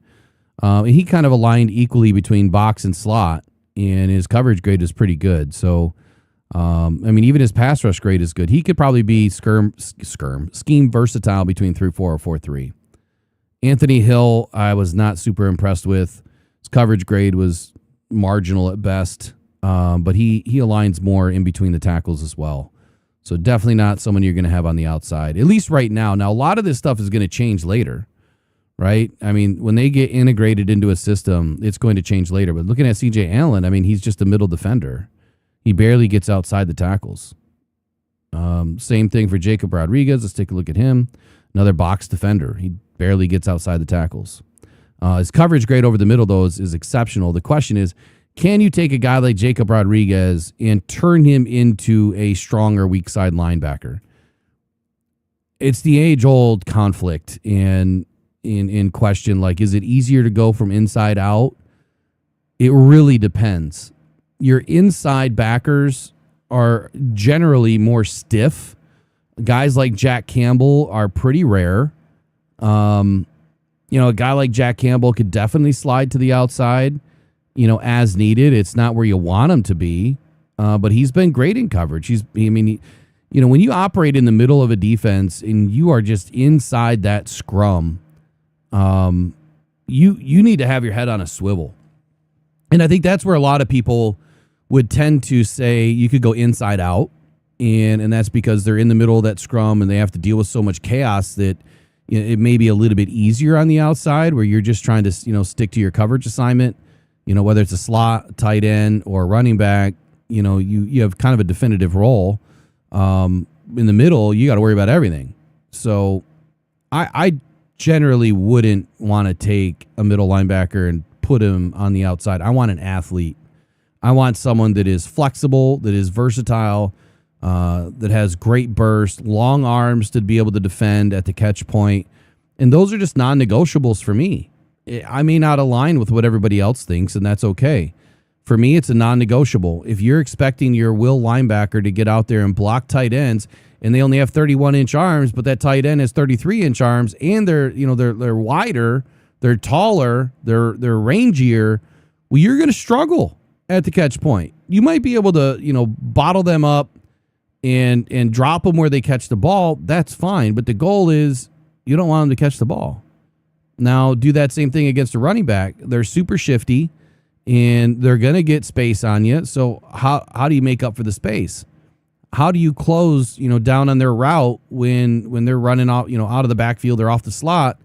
Well, those longer arms, that longer ape index will help you close distance.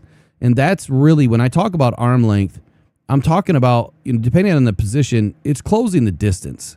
If you don't have the speed to close the distance, you need to have another way to close the distance. And for me, that's having longer arms. So there's many ways you can formulate all of those different things together. And that's the beautiful thing about a draft is nobody thinks the same way.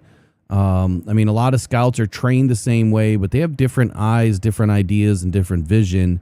And as long as you can articulate that, both on paper and verbally to your coach, to your GM, to your scouting director, you may be able to sell them on a different idea.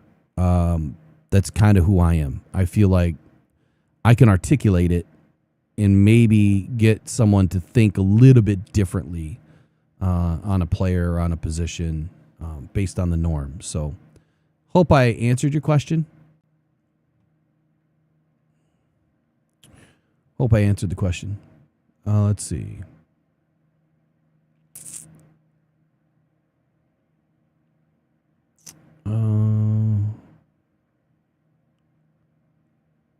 Let's see. Robbie says, in my opinion, we need 2 3-down. Is that what you mean? 2 3-down linebackers?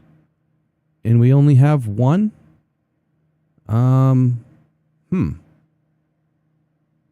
don't know. I don't know if I would say that. So you have Jack Campbell. You have Malcolm Rodriguez, who he's probably better in the earlier downs. I mean, his coverage wasn't terrible in his rookie and second season. Derek Barnes, I mean, he's a 3-down backer. He's just, I don't prefer his run defense. I think I don't prefer anything really about. I don't know why we even have Derek Barnes, but he's penciled in as a starter. I would love an upgrade over Derek Barnes, and I would love an upgrade on over Malcolm Rodriguez.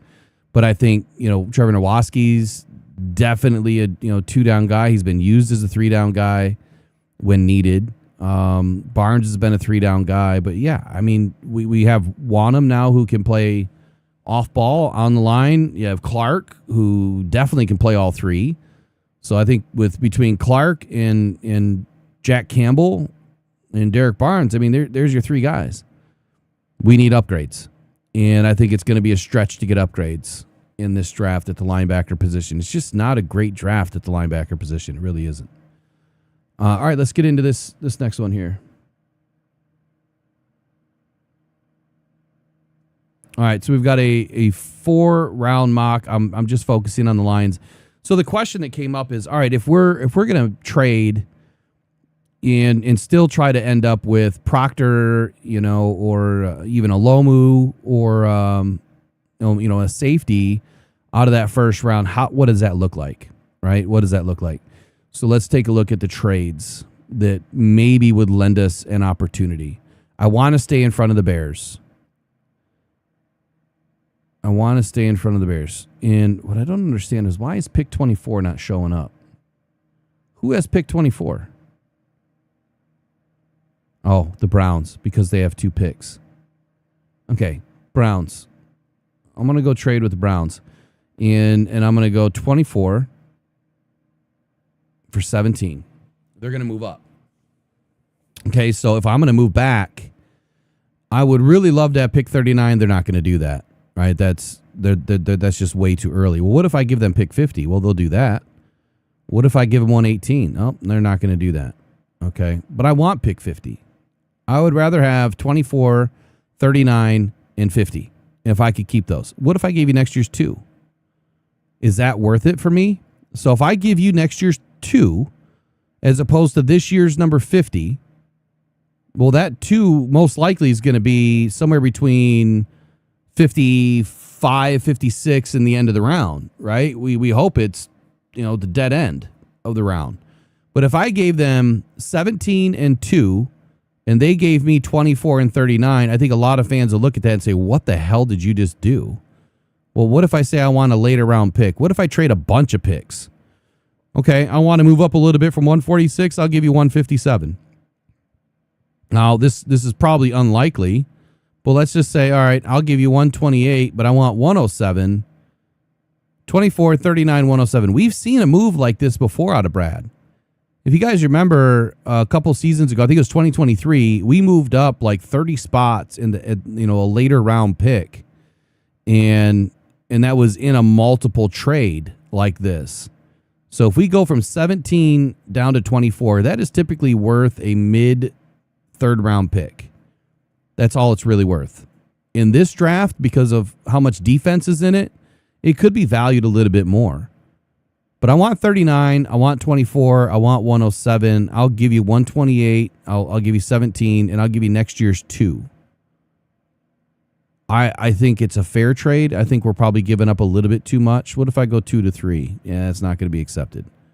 Do I really need next year's 2 if I'm keeping 50 and getting 39 this year? I'm not losing anything, but I'm getting better this year.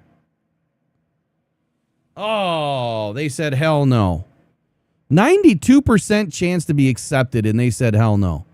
All right, well, let's do this. Let's go 146 for, well, who declined it here? So let's go 146 to 57, 157. So we'll move up like 11 spots. All right, they accepted that. They didn't want me taking that 107 from them or whatever number it was. Well, let's see how lucky we get. Here we go. Oh, Manuel McNeil Warren goes at 20. Who win it? Oh, they took Jermod McCoy. I would love that. If they took Jermod McCoy at 17, I would be ecstatic because I'm not sold on McCoy. I'm not. I don't like his injury history. I don't like that he didn't play last year. We lost Keldrick Falk. We lost Emmanuel McNeil Warren. We lost Akeem Messidor, and we lost Blake Miller. I'm cool with all that. Where's Monroe Freeling? Okay, so he went up in the top 11. So Infano went top 9. Look at that. Let's see how this lined up with my draft from earlier. I'm curious. Mendoza, Bain, Love. Well, Love went to the Cardinals. That's where Eric picked. Reese, Tate, Maui Noah, Styles. Okay. Mansour Delane. Yep, like it. Okay, so who do we get? Well, we got Proctor. Picking again at 24, then 39. If we just go by their board here at 39, I got Caleb Lomu sitting back there at 38. The possibility of him staying there is unlikely. But now you're into a box. Like, okay, do I take the next best corner because I have to worry about TA? You could. Let's take a look at Terrell. Definitely plays on the outside. Can play in the slot. His coverage is good. His run defense is exceptional. He's more of a zone guy, though, according to this grade, but he's also good against man. So if you're looking to utilize him, in a man scheme, then I would say he'll be fine. But every player that plays man defense at the next level needs some help and some time.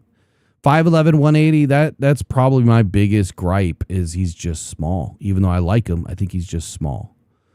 Do the Lions go after the defensive lineman versus Caden Proctor? I don't think so. I'm taking Caden, man. I backed up for a reason. I wanted the safety, and I wanted Caden Proctor. It didn't work out. So at 39, who did I lose? CJ Allen's gone, Terrell's gone, Howell's gone, Maxie Hanachor's gone, Cade McDonald's gone, TJ Parker, Zion Young went at the end of of the first round. That's crazy. Peter Woods, Ty Simpson goes in the second round to the Cardinals. Colton Hood, Caleb Banks, Concepcion, and Lee Hunter. So now the Lions got their tackle. Look at that. Caleb Lomu's still there. That's craziness. So if I would have taken somebody other than Proctor and then ended up with Lomu, I could have had any one of these players, and Caden McDonald or TJ Parker would have been my pick, or Zion Young. I think all three of those are good players. So now to answer the linebacker question, who do you have? Like, who? You got Jacob Rodriguez. I don't like that. I just don't. I think it's a bad pick for what he offers. So now we have to start looking at safeties. Well, 52. I have another pick at 50. It's possible that Halsey's going to be there. Malachi Lawrence at 54. Extremely doubtful that he's going to be there at 50. We're going to find out, but not today.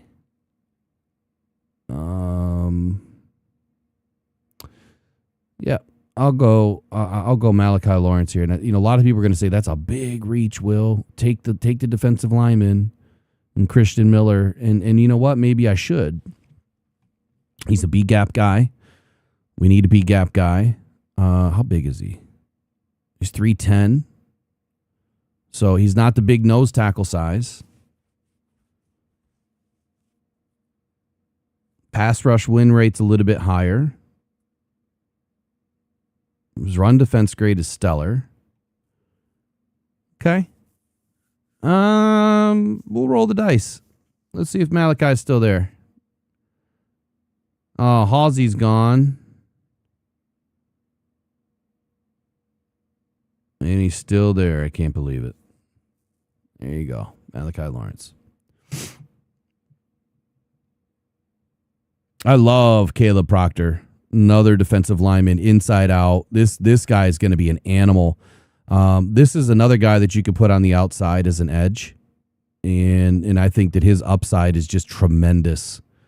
I don't think they're related, Caleb and Caden. I don't think they're related at all. This other tackle that I like, this Cage Casey, I did watch some film on him, and I do like what he presents. He's going to need some work too, just like everybody else, but he has the requisite size. I can't remember his.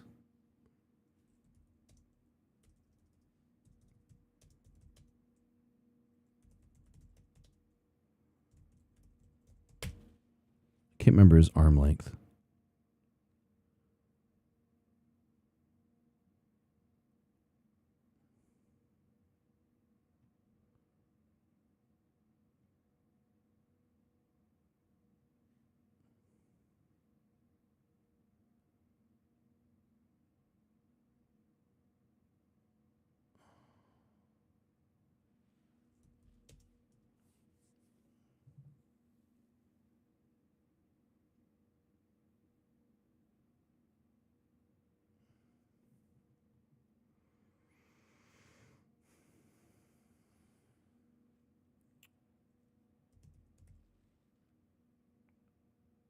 Yeah, it's the short arms. That's why he's dropping. Big hands, good size, height, weight wise, but the 32 and 3/4, he's probably going to project a little bit more on the inside, but I do like what he presents. The next guy I really like right here. So speaking of corners, DBs, Takario Davis, man, this is a guy 6'4", 200 pounds. I think he could end up being a safety, especially with that height in his range. His man cover grade is terrible. Or man cover grade is terrible, and the reason why is because he's so damn big. His legs are so long, they don't get moving. So I feel he projects perfectly in his zone scheme where he can keep everything in front of him. But that also sounds like a safety, doesn't it? You know, if you're not going to utilize your safeties running man defense and you have him, you utilize more as a free safety, in the middle, over top, or in a 2 deep shell, keeping things in front of you, he can definitely get his legs moving to stay in phase, with a streaking wide receiver. I do like him for that option. I don't know that I'm going to take him right here, though, but I do think that he could project as a good safety. Zone scheme for sure. That might be a little early for him.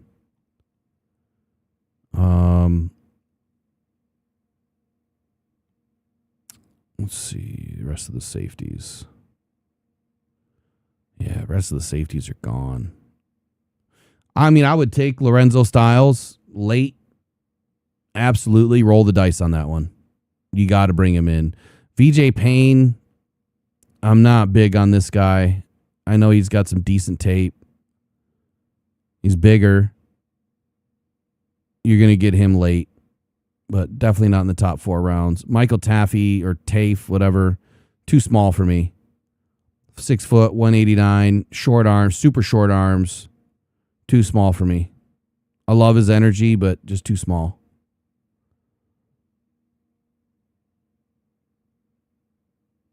Yeah, this part of the draft sucks. 118 is terrible. Unless you're looking for a receiver. Yeah, Bocher, he's another one that the arm length for me just, I can't do it.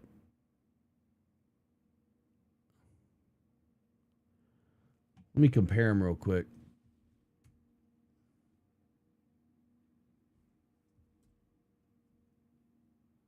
.30 and 3/4 inch arms. As a linebacker, how are you going to be able to contend at the catch point? I mean, that is an extremely poor arm length. But you know what? Let's compare him to some guys that we have on the roster already.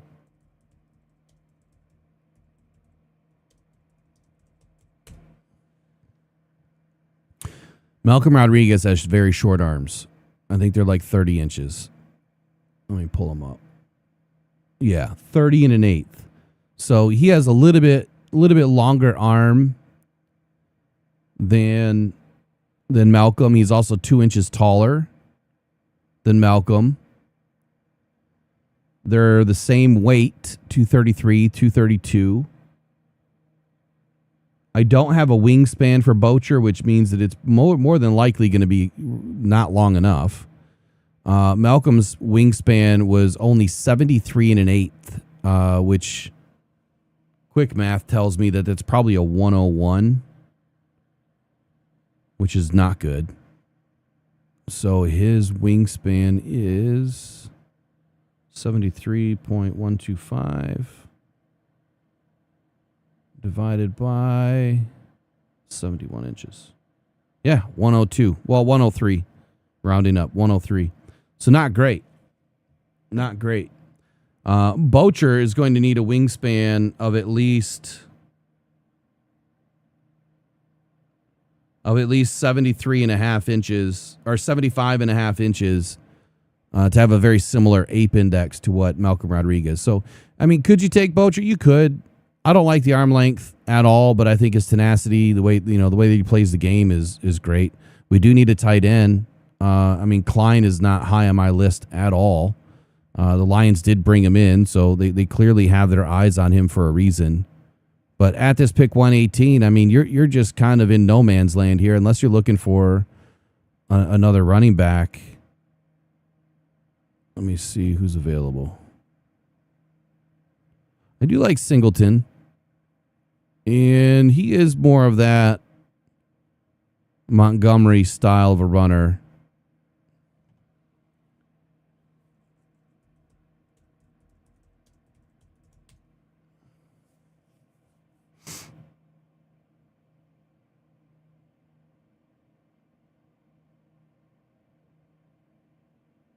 He didn't test at the combine.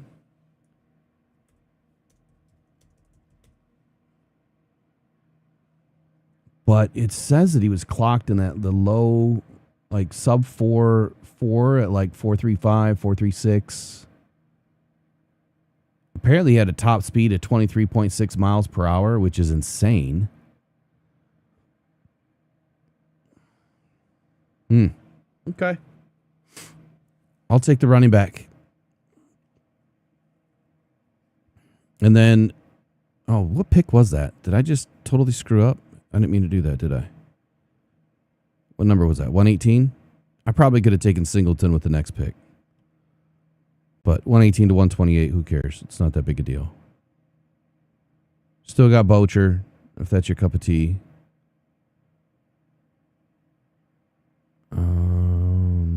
Where is my guy? He's probably gone. Oh, there he is. K-Part. Yeah, if he's still there, I got to get him. Got to get him. So, trade back. Look at that. 3 A's in a row. I've never had that happen. Caden Proctor, Christian Miller, Malachi Lawrence, Nicholas Singleton, which, whatever. And then DeMonte Capehart, if you have not watched any tape on this dude, I would highly recommend it. This guy just throws guards around. Just throws them around. So, that's not a bad draft. We gave up next year's second to add an extra second round pick. And so we picked at 24, 39, 50, 118, and 128 as opposed to 17, 50, and 118. Right? That's our current draft slot. So we got 4 players instead of 3. We got 2 in round 2. We didn't get one in round 3, but let's do one more. Let me save this.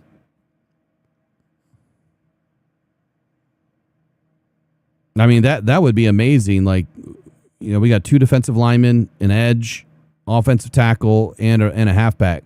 The only thing that we're lacking here is a safety, but my next option at 128 would be Zakee Wheatley if he was still available. I don't know if he was still available. Could have been, but I would definitely take Zakee Wheatley if he was there. Let's run it back. We'll do 4 rounds again. This time I'm going to try to move back into the 3rd. This would be highly unlikely for us to be able to trade back and then be able to trade back up. But let's just try. I did like pick 24.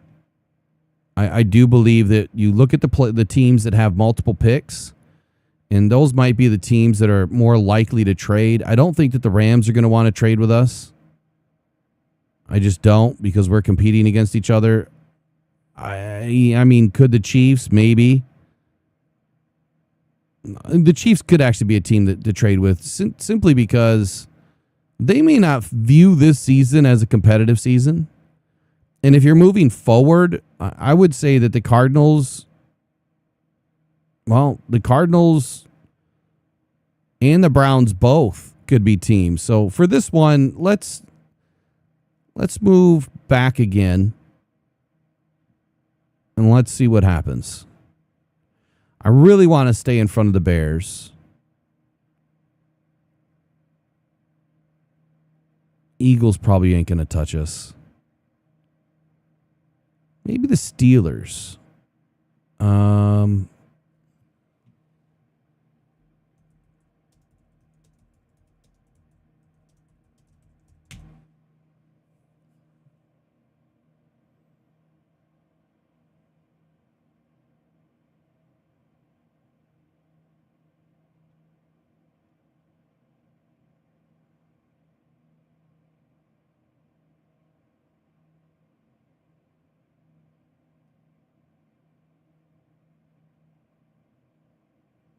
So Steelers pick at 21, 53, 76, 85, and 99. You've got to be kidding me. They have 5 picks in the first 100. They have the best draft capital I've seen in a long time. They have 6 inside 121, 7 inside of 135. Holy cow. That is just nuts. It's crazy. All right, let's go Steelers. Let's see what we can pick off here. All right, I want 21 and 76. They're going to move up to 17. So just right there, they would probably make that just for 76. So that would give us 21, 50, 76, and 118. But I want a little bit better than that. Out of 118, I want 99. Oh, they're not going to bite.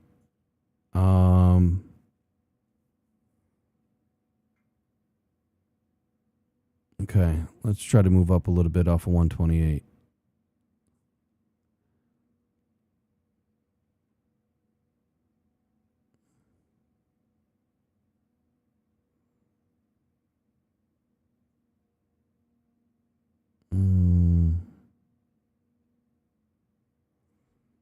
Wow, I can't believe that got accepted. All right, so we're going to get 21, 76, and 121. We gave up 118 and 17. All right, we got Emmanuel McNeil Warren. So now we need to trade again.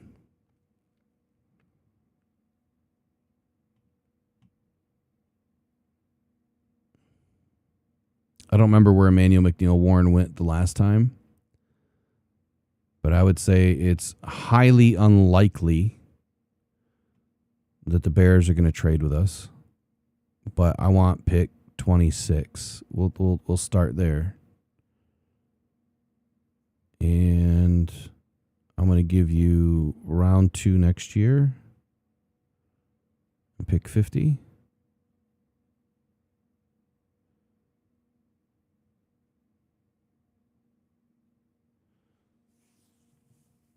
That could work. That would back them up to 50. Yeah, they're probably not going to do that.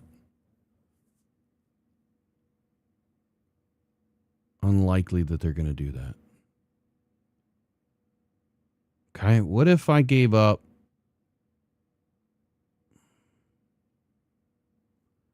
All right, forget the Bills. Texans. Okay, they have 38. So we'll go 28 and 50, and next year's 2. So we're giving up 2 second-round picks to move up to 28 from 50. So essentially you're moving up 22 spots, almost an entire round, for the cost of this year's 50 and next year's 2, which could be at the end of the round. Value-wise,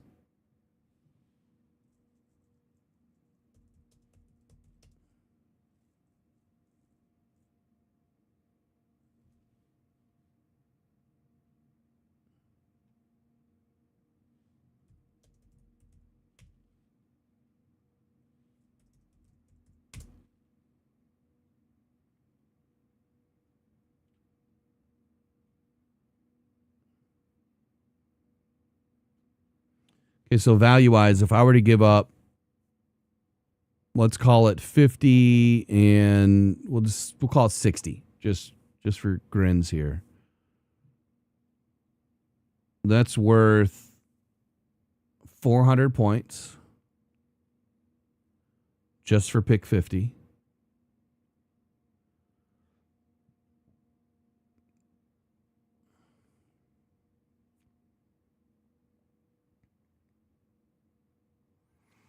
And 292 points. So 692, but next year's 50 would be, or next year's second would be discounted heavily. So we'll call it 600 points total that I would be giving up just to move up to 28, and 28 is worth 660. So it's close. If it was full value, it would be more. If it's discounted value, it's going to be light. So more than likely, the Lions would probably have to give up like 128 to go with it, or 157, like a later day 3 pick. So I'm going to give that up just to be accurate here. All right, they took it. Let's go in and draft our player. Let's hope that Proctor makes it. Bastard. It's gone. He went at 23 to the Eagles. Makes way too much sense. Okay, so we got our safety. We still need a tackle, don't we? Okay, Emmanuel Pregnan. He definitely has the ability to play guard. I don't think he can kick outside. He's a big dude. I really like him. But we still have Lomu. I mean, so if we did all that, we ended up with Lomu. Like, what does that do for us? We get a guy that only has 2 years of experience. He can definitely be pushed out to the right side if needed. But he needs some work. And I just don't know if I would waste a first-round pick on Lomu. And if the Lions are confident with who they have right now, I mean, Maxi Honachor, honestly, he is so athletic, and he's barely scratching the surface at 6'6", 330 pounds. I would probably take Honachor over Lomu all day. So that gets us a tackle. It also gets us, he could play guard, and we also got our safety. We still have pick 76, so we're going to miss out on an edge right away, and we're going to miss out on defensive line right away. So I have to value that pick.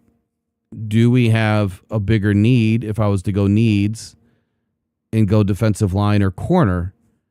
I don't know that I could really walk away from Colton Hood, but the Lions have done some really good work bringing in free agents.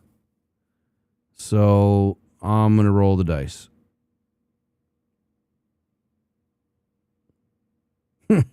We got my running back. Look at that. Mike Washington. Max Clare. No freaking way he's there at 76. Yeah, I'm not letting that one go. Sorry. You guys aren't going to like that. Who else is here? My next pick is not till 1-2-1. Got Jake Slaughter. We got Cade Mays, though, so I don't see him doing that. All the big edge are gone.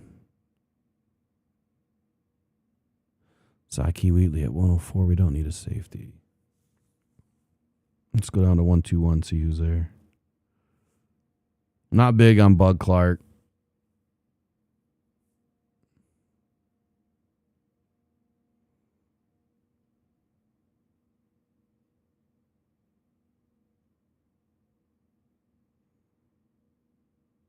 Yeah, that 120, like we were in that same conversation just a minute ago in the other one. Like it's just an odd area of the draft. Like you'll have the running back.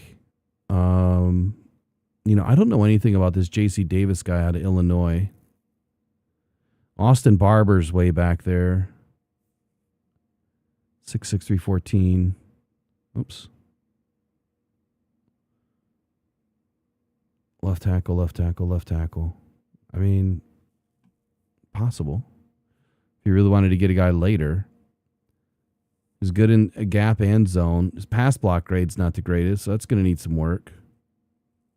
I'd have to watch more film, though, because I'm not going to judge it just on the grades.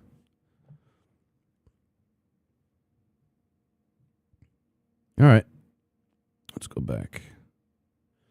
I am not, as much as I love Pacheco, man, I would take Mike Washington in a hurry right here.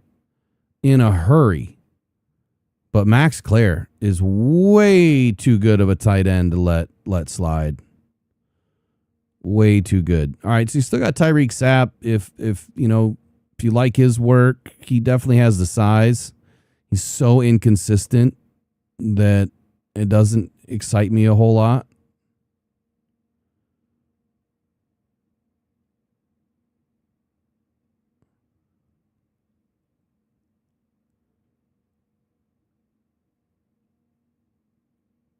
Yeah, Rieger hasn't played much at all.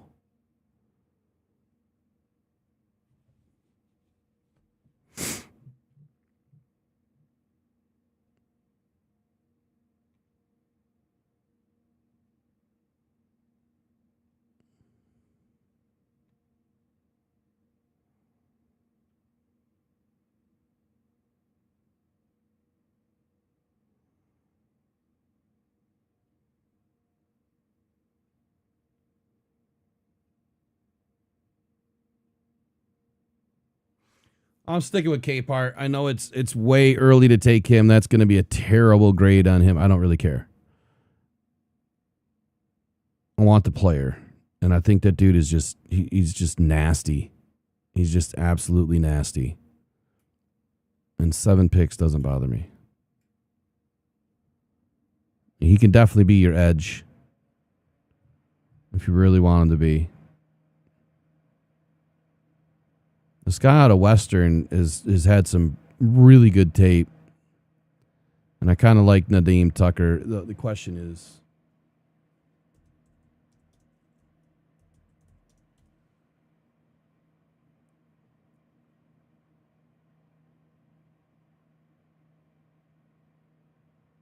he's got short arm syndrome. That's the only problem. He's got really short arms.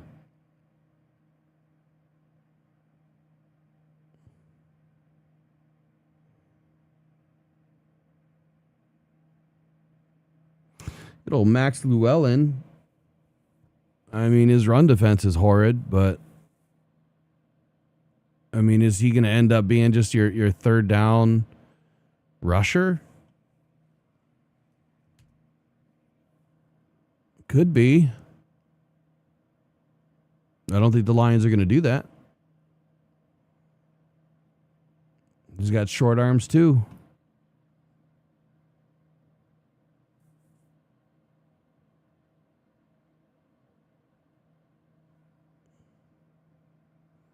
Yeah, I'm just trying to do a couple of these other mocks, just messing around with some trades. I did like Prysock at the draft. It's a bit early to snag him, but his height is just, I don't know, man. He's pretty big.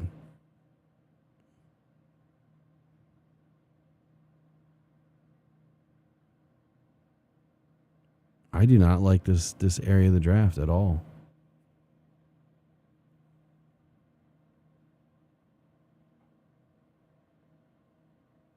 So I'll finish with this. Like this area of the draft. I mean, and I'll say this for any draft.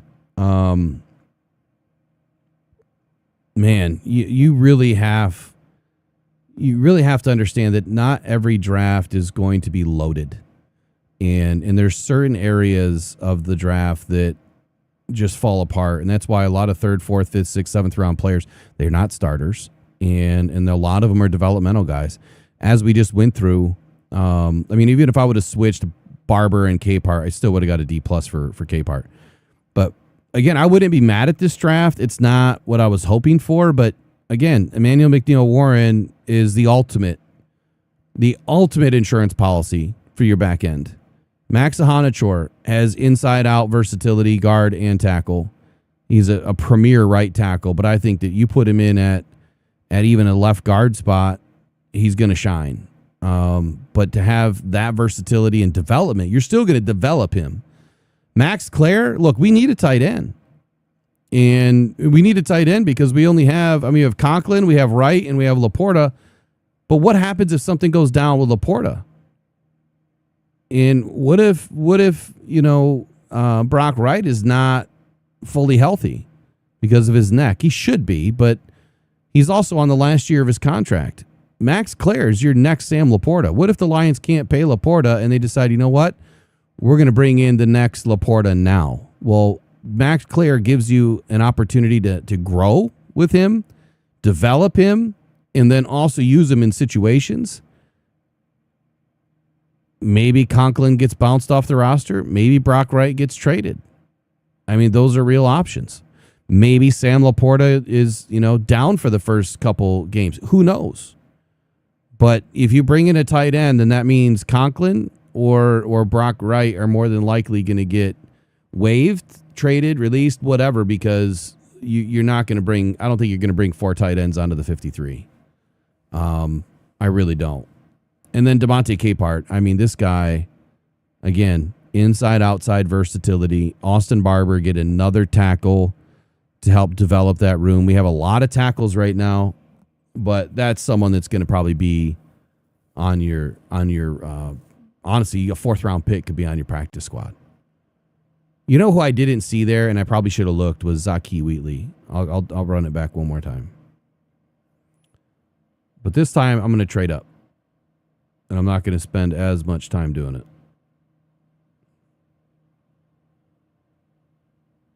And we're going to do... Yeah, we'll do 4 rounds. Why not? Okay, so if we want that linebacker that Rob B desperately wants, right?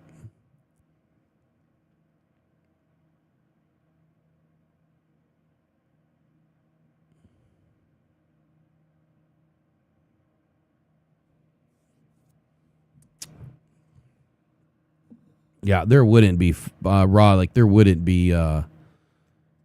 be 4 running backs on the roster at some point. Like Sione Vaki, Pacheco, and Gibbs is who we have now.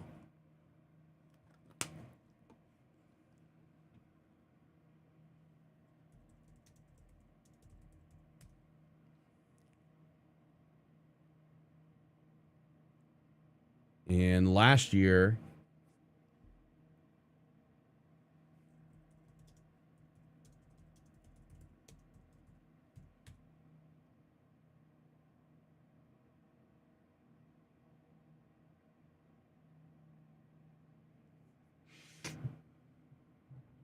come on, load.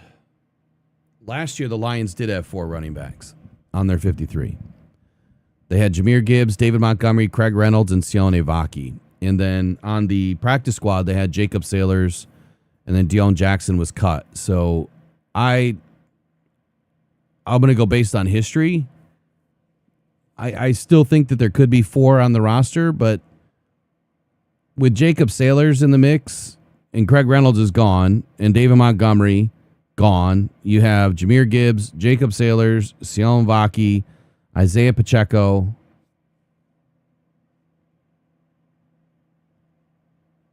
Oh, why is this not working? Come on.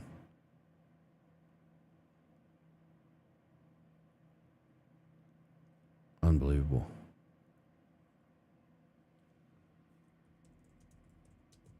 That's why I got to get everything converted over to my spreadsheet because half these sites just don't want to load.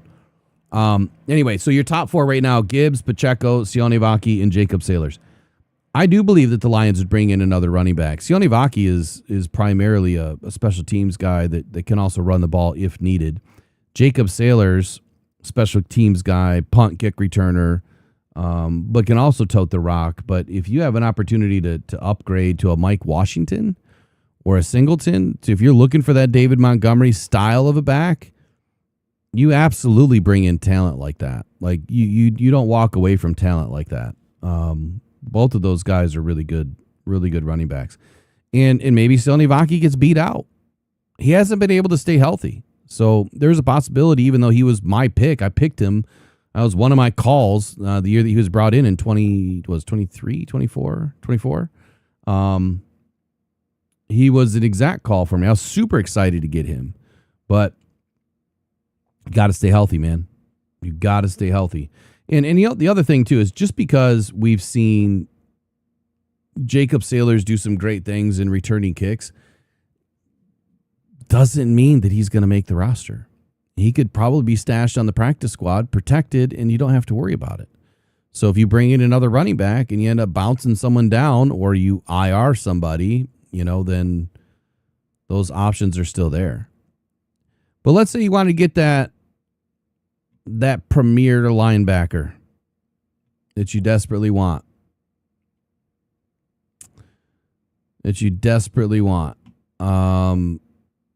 Then I think that you need to move way up.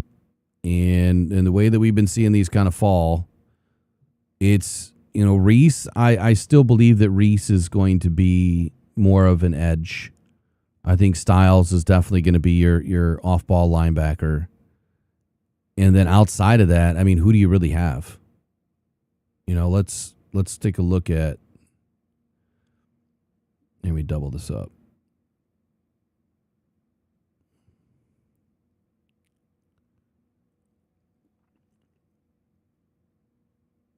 You have Reese, I firmly believe, is going to play more edge.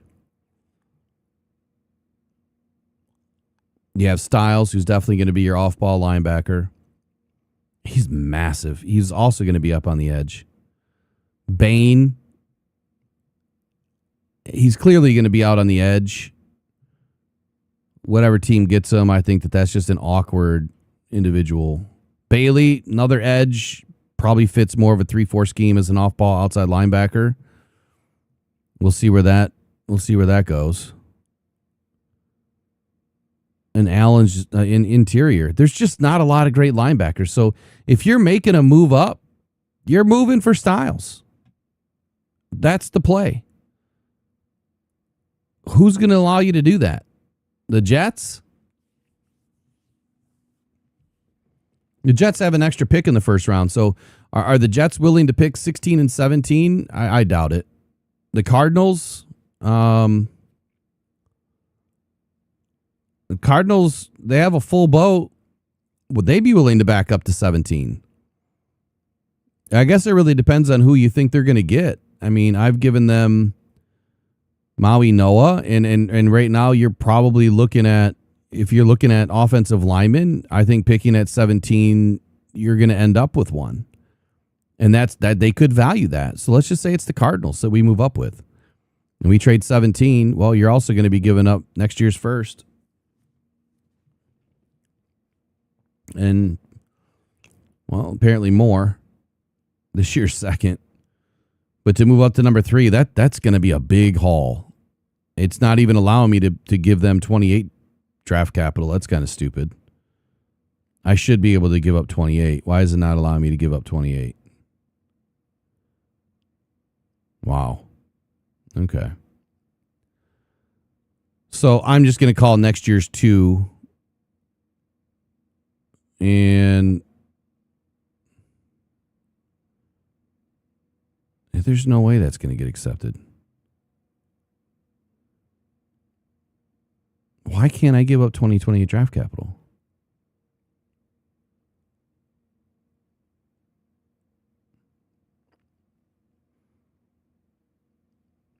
Hold on.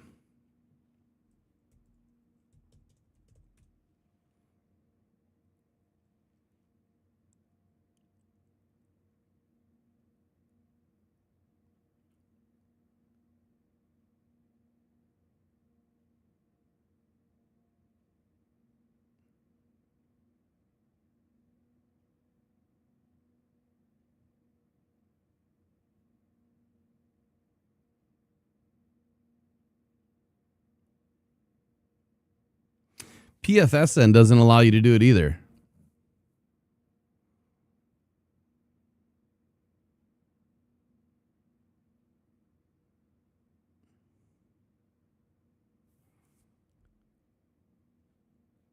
One of these has to allow you to do it. But anyway, I'm going to force the trade. And let's just assume that I'm going to give up next year's 1, this year's 1, and next year's 2 at a minimum, then I'll force it.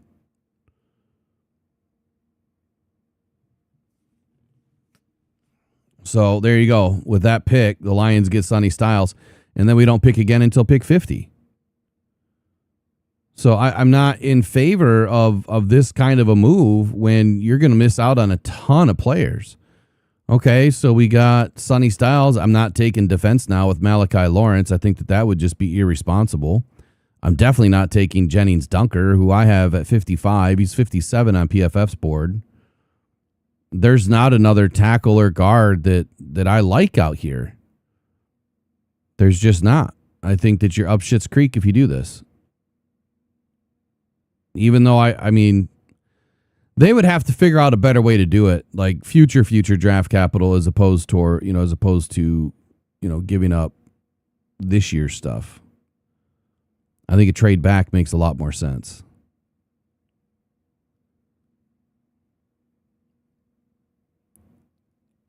But I would probably have to go AJ Halsey here. Then we're all the way back at 118.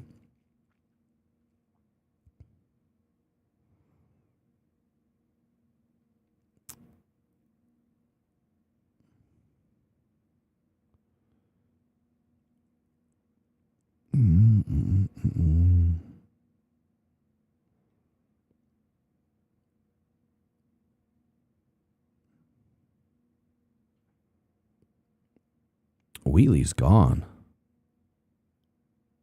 Yeah, this safety class is terrible. Where is Wheatley?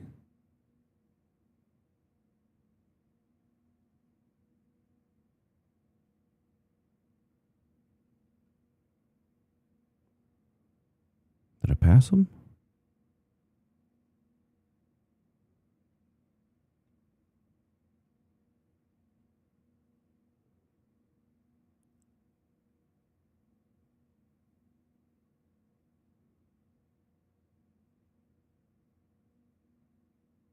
What in the world?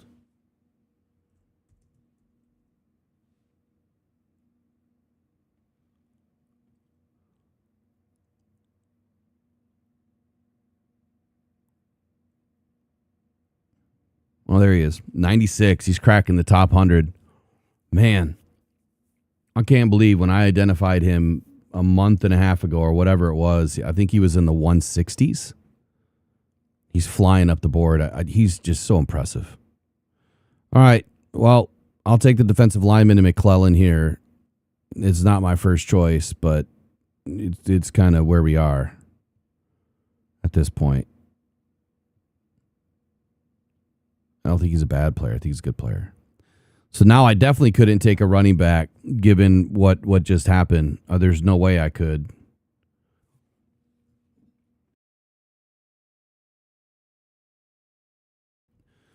But hey, I mean, if you made this move and you ended up in your first 4 picks, Sonny Styles, AJ Halsey, Chris McClellan, and Austin Barber, what would you say to that? You got the best linebacker in the draft. You probably got the 4th or 5th best, well, 4th best safety. Could end up being a better safety than what we think. Probably the 9th or 10th, probably the 9th best defensive tackle. And then Austin Barber is, way down the list. So there you go. That's all I got for you today. So you got a couple of trade backs, a couple of trade ups, and this second half, the last hour and a half of this will be clipped out of this. It'll be turned into its own video or something. I don't know. Oops, wrong cam. So that's it. Long day, man. Few hours. I know we started late. I had a meeting this morning, but there's so many different ways to attack this draft. But I will say trade back makes the most sense. If you completely sell out to go all the way up to get Sonny Styles, you're going to give away your future draft cap. And I don't know that I like that. I mean, I'm not totally out of the fact that Brad's, not going to do something crazy, but I think trading back and then trying to wiggle your way back into the first makes a ton of sense. And it's going to be near impossible to do. And I don't think that we should, tell ourselves that it's possible, because it's really not. A lot is going to have to line up perfectly for that to happen. But if Brad can trade back and still end up with the right tackle, the right edge, or the right safety, 2 of those 3 players, and 3 out of the first 4 or 5 picks that are starters, then this draft is a win. I'm not expecting anything other than, 2 or 3 really good players out of this draft. It's deep in certain areas, but even though it's deep at edge, a lot of those edge are going to be, guys that develop, especially outside of pick 50. If the board falls the way that it's fallen now, these are developmental guys. They're not guys that are going to come in and lay the wood on day one. You could be surprised, but surprises are very rare. So with that, I yield back my time to y'all. Appreciate you guys sticking around with me all day. We'll see you guys in the next one. Adios.